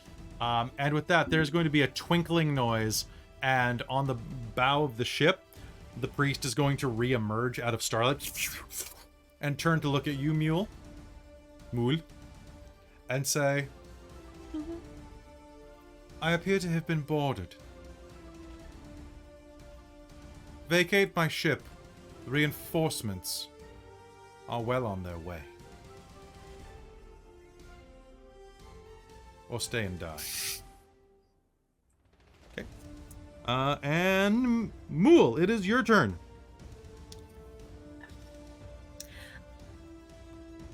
The monkey people have all surrendered and seem They pretty have all cool. surrendered. Is it just this one haughty jerk? I would really like to just like slingshot kick him off the edge. You may try. You may try. Like I can attempt to pull him towards me, and then I can try and kick him off the edge if he's within 15 feet. You may try. All right. I'll say that one of your attacks will count as the maneuver to kick him. Yeah. So. Okay. Because my bonus action would be to grab him and try and grab him and pull. If that fails, I can still do other things. So, he's about. Yeah, he's within range of me right now. He is within range. So, Yes, he is. Just strength save of 14, please. I'm attempting Ooh, to now boy. grab and pull. He is going to succeed. With a 16. Oh, that sucks. Okay. Then if that doesn't, so that failed. So instead, we're just gonna jump down, I guess. Mm-hmm. I don't know how far down. Yeah, okay. And is going to just straight up. So that's movement to jump down, and then would like to just slam, body check him off, or like kick him off. However Okay. that works. So go ahead, make me an attack roll. Now, is this a strength maneuver to shove? So the way that shoving works inside of 5e is always something I forget when I need it. But the way that it works is... I run too many systems, I think, sometimes. Lifting, Oh, here carrying, it is. attacking. Shoving a creature. I can make special melee attack to shove the creature. It replaces one of my attacks. Okay. It's a strength. Instead of making the attack roll, I make a strength athletics check contested by their strength athletics or dexterity. So it's similar to grapple. If I win, Okay. I'm You pushed either, it 5 I either feet knock away them from prone you. or knock them prone, one of the two. So I think So I'm you going to try to...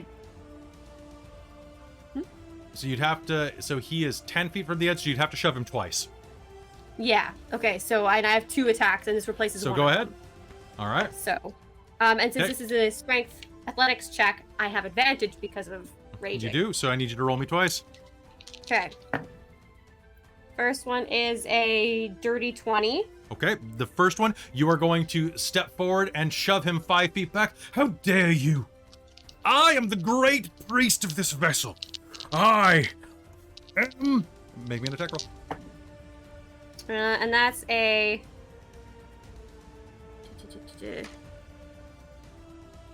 19.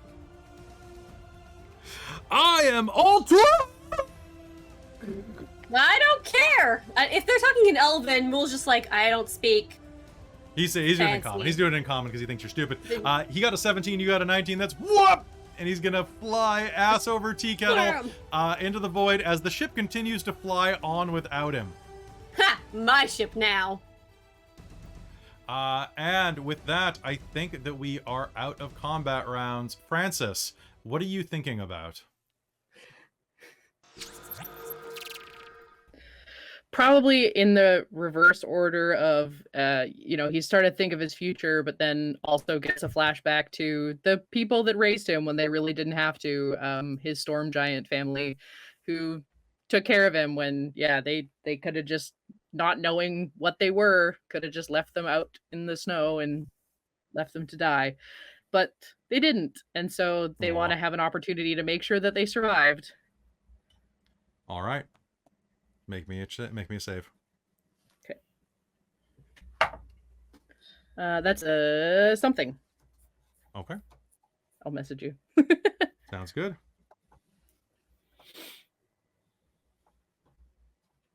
I am waiting for it. Mouse disappeared. There it is. Okay. Send. All right, we are out of initiative phase. As you are floating through the void again, that ship has been captured enough that the Hadazee that was, let's see, was it Hadazee that was piloting it? It should be the.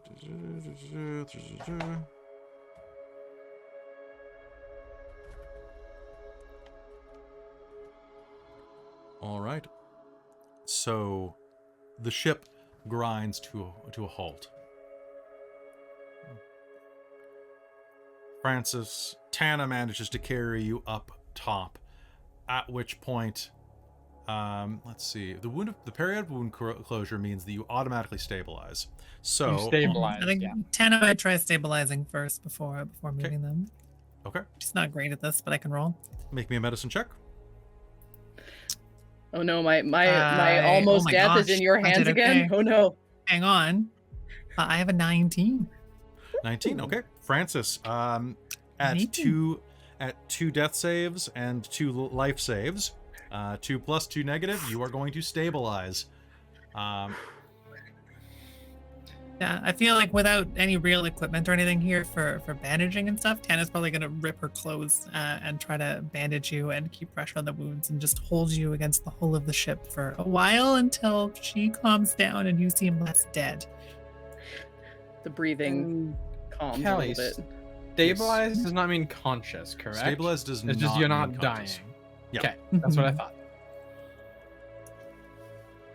So the way that stabilization works is that you regain consciousness when you heal 1 hit point, if I'm not mistaken, or after 1d4 hours. Okay, cool. So, Francis, you are also going to be unconscious for a while, and as the other ship is there with you two unconscious, it's down to Mulj, Tana, and Captain Sartell and Wrek. Captain Sartell quickly says, "If they said that others were on their way, they likely are. I think you've damaged that one enough we don't want it, but if you do want to plunder any booty, its spelljamming chair should be, well, quite nice and very difficult to trace."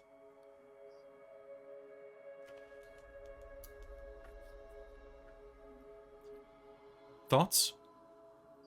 I mean, I figure we should Very do few right now. whatever we can, and I figure if it was able to navigate, Mulj probably would have had them loop the ship around, I guess, so that we could easily come back and pick up our friends from the wing. All right, everyone. Board the ship, grab the spelljamming chair, and whatever supplies, leave them with the barest essentials. If they have rescue coming, we could use those supplies more than they could. Okay. Yeah. Mulj's gonna start looting and seeing what they can find. All right, so Yeah. on the ship, there's not terribly much. What you will find there is the spelljamming helm. It looks like a legless high-back chair made of wood with crystal wings and armrests. Luminous crystals under the seat project a golden hexagon onto the floor that stabilizes the helm, almost kind of allowing it to swivel while holding it in place, kind of like a super uber gaming chair. There's also enough food in the cargo, food and water to sustain the crew for 20 days. Given that it was a contingent of 13, that's pretty solid. And as that is going on, and like some of the civilians from the other ship are coming and grabbing the goods and bringing them back aboard, one of the bolder Hadazi approaches. Excuse me. Yeah. We are not with them in the way that we would like. We would like to defect. We noticed that you have a ship that may be in need of crew. We are willing to trade you any information that we have, as well as good service to. I heard you say the Rock of Bral. Yeah. I mean, I'm fine with it. I mean, you don't seem like total assholes. You're not assholes, are you? You're just like... I mean, Jake's an asshole. It's true, I am. But the rest of us are pretty good. Okay. We just... I mean, I'm happy with that. Maybe talk... where's the captain? Captain? You planning mutiny? No, we would I not say yes. mutiny. Well, I'd rather take you than leave with the Astral Elves. If any of you step out of line or try anything against my passengers, you'll be like that asshole. And she points out, whoa, whoa, whoa, whoa, and he's going to leave the air bubble right about then. And what we're going to do is we are going to transition forward as the camera pans around where the Star Priest floats beyond the air bubble, his face freezing as it leaves the bubbles of the ship. I know that's technically not the way that astral space works, but I like the image of him and floating through the space dead. What do we do with those? Captain Sartell says, gesturing to the two surviving astral elves. I don't know. I'm gonna look up from Torture them for tending to information? these two. I promise them safe passage. Ask them for information nicely.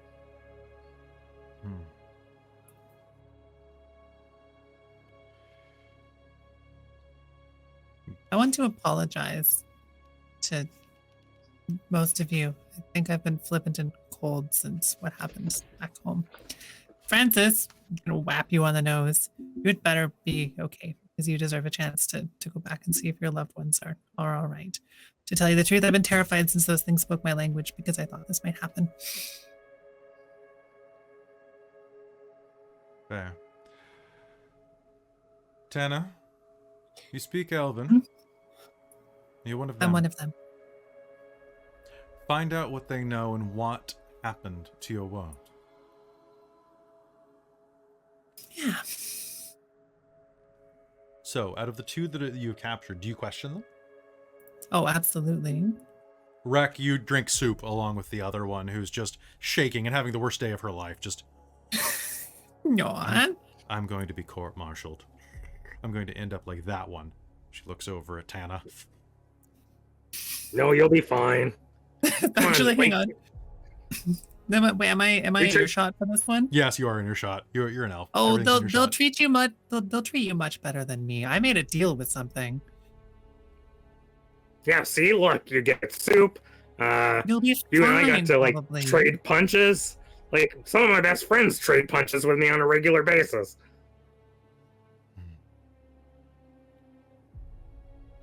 Just say we took you prisoner and you escaped. It was a daring fight. You'll be I guess- fine.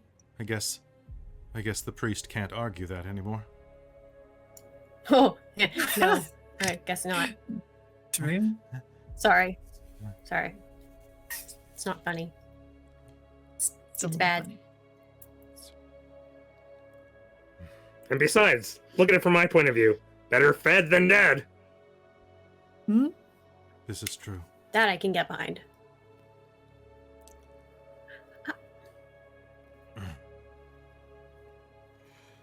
The one that you have tied up stirs and kind of grunts. morning. I won't tell you anything.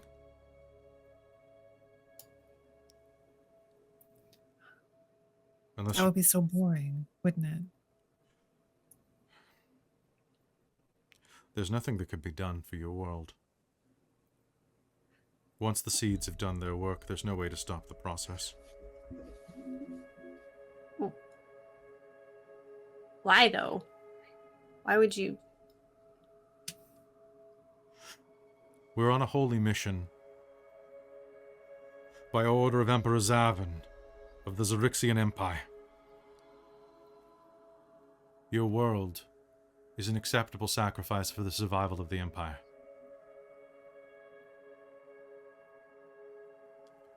We were sent to seed your world so that it could be drained and sent back to the Empire. They left the Dark Star, our ship, behind to monitor its progress. That's when we saw you depart. The vines and blights will feed on your planet's energy and that of all of its flora and fauna until it's a husk. And in a few months, everything that was your world will be returned to the Xaryxian Empire in a glorious burst of light. And will feed our star, Xaryxis. It is the way.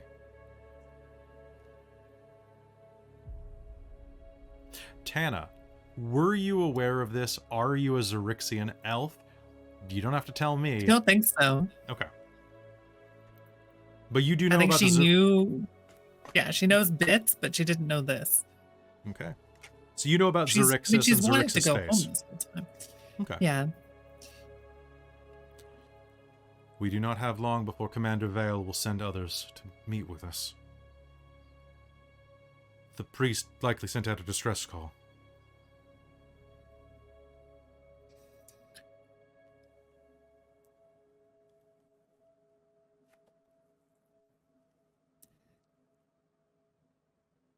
Wow. Now that I know what you're doing, I regret a little bit promising you safe passage, but still.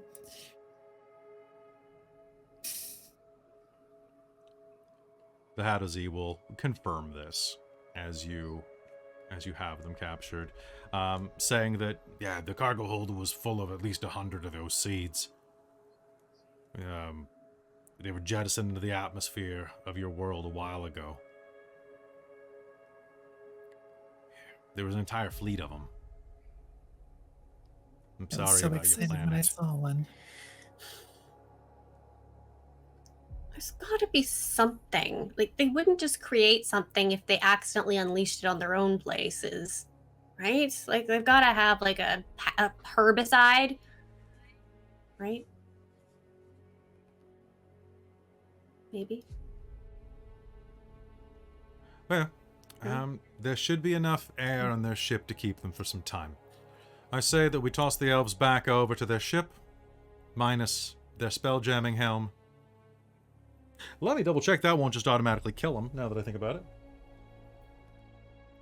So, let's pause for 1 second while I double-check that. Does the air only exist as long as the spell-jamming helm does?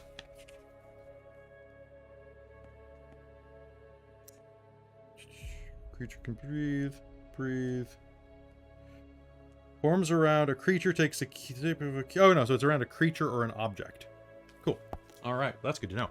So, yes, she absolutely would say that because that would be awful otherwise. Oh, just throw them into the void. It's fine. She's not quite that bad. I say we send them back to the ship and we get the hell out of here. What say you? Yeah. Let's get out of here. Yeah. With that, taking the Hattazi on board, the surviving 6 Hattazi, I believe it was. Oh, pardon me, no, Mule killed one. The surviving 5 Hattazi join your crew and will be introduced throughout time. You depart, leaving the astral elves on their derelict ship, on their disabled ship, and everyone has a chance to take a nice, long rest. The days are... well, the rest of the day is one of recovery. All of you will return to full hit points. You'll have your spell slots back. And as you are awakening Francis and Cheshire, you'll find that the rest of the people aboard the ship are doing a good job, doing minor chores, cleaning, scrubbing, redoing some of the rigging, and just generally keeping the ship shape. Upstairs, waiting for you to arrive, you can see that Captain Sartell is spending time with Tana, Mulj, and Wrek, and is in the middle of like partially hearing your story about the plates of the plates of Machios, and is also telling some of her own stories, which you're going to wander into. So there we were, in the middle of this encounter. Xol the dragon on one side of the ship, and some not-so-friendly space clowns on the other. Oh, you laugh. Yes. The moment these two walk in, they're gonna get giant hugs. What I know it's happened? awkward. Bear with it. Did we win? Absolutely. Oh, good. Yes. Yeah, totally. Thanks. Totally. 100%. What happened to the fancy ass hat? Oh, I kicked him off a ship. Oh, He'll good. give you a giant pat on the back. Just Mule's Come gonna on, like Frankie. You drop this. attempt Pass like the rod back. hug. And will like partially deform, so it's just like a big like blob. oh, yay! Francis, I'm sorry I slammed us back into the ship. I didn't really know what was gonna happen there. But You did what? well, you were floating in space unconscious, and so I went out to get you, but then we got pulled back to the ship really, and it hurt. A Oh, lot. well, I suppose that's better than the alternative of ending up out in there. You at least did not die in space. This is true, and I have my immovable rod. Thank you very much, Wrek. Oh, of course. Did my hammer make it? Did I lose my hammer and or You I assume my lost. shield was attached. Your shield is attached. You lost your hammer. You'll have to get a new one. I didn't see it. Fear not, Oh, Francis. well, that sucks. We have a spare smaller hammer that we can loan you, but with the money you'll get from liberating that that spelljamming helm, you'll have enough to buy quite the hammer. Oh, Oh, Well. good. delightful. Hold on, I need to hug another person. And Mule's gonna jump out, like leap off of Francis and like onto Cheshire. Yay! Yay! She's going to return a hug as they float, as she floats just slightly above the deck. Still a very nifty trick. What's up with all the hugging? Alright, do you want one too? I'm just glad no Will's one's dead. practicing. That's true. I guess. If Mulj hugs Wrek, Francis will wrap both of them and just lift them both up way off the ground. Excellent. Ah, so much squish. Ah. Well, we're only a few I have hours from small the Rock of bones. Bral. We're only a few hours from the Rock of Bral, so you should have Perfect. a pretty easy time of it from here, so long as we don't encounter any more of those elves. Not to jinx it, but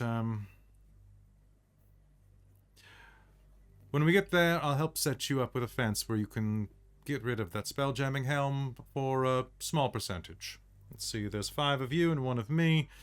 Let's say I'll take 25% for voyage. Sounds fair enough. Yeah, sure. But then again, I'm not great with numbers. I'm also not great with numbers, so that sounds perfect. Wow. If you want more, you've been really, really nice. I should take more, shouldn't I? We'll split it 50-50 then. That sounds nice. However, I'd be willing to let a little more go if you would consider joining the crew. I could use some able-bodied shipmates able to rip the wing off of a star moth. What, you mean like make this like a full-time shindig? Consider it, after we drink and we talk a bit more. Yeah, That's first great. sounds on you. Yes. Suppose we aren't I'm looking down. for a ship. And, well, I suppose it'll also be... Did we find anything out about... Tana, you said that the... I'll fill you in. Okay. No, and like If you you're said, willing to help us with that. of course. And besides, you said you're looking for a ship. It's not like ships just come out of nowhere all the time out here. Mhm. And as she says that, the ship slows unexpectedly. Around you on all sides, colossal chunks of rock float in the void. Now, what this is like, it's like coming out of warp. You're just... And like, the surrounding suddenly becomes clear to you. As this happens, looking around, you are going to see that these rocks are... Some of them are overgrown with vegetation. Others are bare stone. Creatures resembling jellyfish and rays slide through the spaces between them. Captain Sartell looks around uneasily. An asteroid field. Plenty of places for pirates to hide. And as she says this, as if on cue, a vessel lurking behind a nearby asteroid comes into view. Its enormous spiral shell merges with an open bow, beneath which long tentacles wave as if caught in an invisible current. She sucks her breath in through her teeth and whispers her next words to you. Mind flayers. And we're gonna call game there. All right, so folks, that is episode 2 of, or chapter 2 of Spelljammer: Light of Xaryxis. How'd you enjoy it? So King good. Homoloids. That was fun. We only I really almost enjoyed died. going from, disaster Disney princess standing on the bow going, oh my gosh, stars, to, oh my gosh, war crimes have occurred. Our world is dead. Everyone we ever known. If you're an elf, are there war Just crimes? Just I some mean, even supernatural more war so. crimes. They're definitely elf crimes. Yeah. Elf crimes. Definitely elf This crimes. sounds It's just not cool. It's just elf defense. Oh my god. I feel No. bad now because they're like, oh, you kicked me out for making a pact with some sort of horrible space monster and you do this bullshit. Ugh. Literally, like what one's worse here? The No offense, true Francis. evil space Yeah. monster was within inside us the entire time. It's true, it's true. It was the elves we were along the way. All right. All right, so folks, thank you so much for tuning in to this episode of Spelljammer. We hope that you'll come and join us next time, which is going to be in 2 weeks. We're now on a bi-weekly schedule after the first 2 games. So in 2 weeks, come back for episode 3 to find out what happens as they find themselves in the clutches of the Illithids, the Nautiloid, and true danger. We are coming up on the end of the first book of this book, or they call it by book, or is it by the first part? Ends next episode, Treacherous Salvage, which I'm very excited to run because it's a creepy episode in space, which is my only type of space things I really love. Yay. So I'm excited. quick thing, I just want to thank everybody who supports us. Thank you for everybody who gives us subs on Twitch, who follows us on Twitch, who gives us subscriptions over on YouTube, and of course everybody on our Patreon who helps keep this going. Dorktales is a full-time gig, and it takes an insatiable amount of time and energy to do. So everybody who donates to the Patreon and to subs on Twitch is in fact paying for the lights to stay on here, and I really appreciate it. I cannot state enough how much I appreciate, and I'm humbled by that. If you join the Patreon, you'll also get a bunch of extra perks, like bonus episodes that nobody else gets to see or hear, as well as behind the scenes podcast, of which I need to edit because it was a holiday weekend this week. It'll be out in the next day or two. I have almost a 2-part episode of me and Christa talking, doing a behind the Let's scenes just episode. chat for half an hour. I thought it was going to be half an hour. It was 2 hours. It was 2 hours. So it's supposed to be a 30-minute behind the scenes. So now I can break it up into 4 episodes for all I want. Totally. So I really hope that you go and listen to that. That is available to everybody who pledges $5 or more on the Patreon, which is like a cup of coffee. So, have one less cup of coffee. Help us out. Help me have a cup of coffee. Because God, I need it. In particular, I need to thank my world building patron, Shulton, as well as my divine producer, DM Michael Gray, my demonic producers, Soul Omen and Precarious. Don't forget that Precarious has a new game starting Friday on twitch.tv/Precarious at, I think it's 6 p.m. Is it 6 p.m. Pacific? Oh, Something like that? geez, I'm Because it's blanking 7 right now. Central. No, I thought it was 7 Central. So that's okay. So Five? 5 Pacific. 5 His Pacific. other Thank games you are very much. starting at here, 5. Oh, yeah. there you go. Thanks, Traz. So 5 got it. o'clock Pacific, and you Yeah. can always catch the VODs. And I also need to thank my princes of the Patreon, who are amazing people, like The Traveler, Terran, Trozelta, Aeolus, Amberthist, who is actually going to be in that game. Also, another one of our Patreon members is going to be playing in that game besides Amberthist, although I don't remember what name they use over on the Patreon, so I can't tell you who they are, but they're cool. And then, of course, Buddy, who is the other one that I did not mention right there. So thank you all for all of your support and love. And we will see you next time.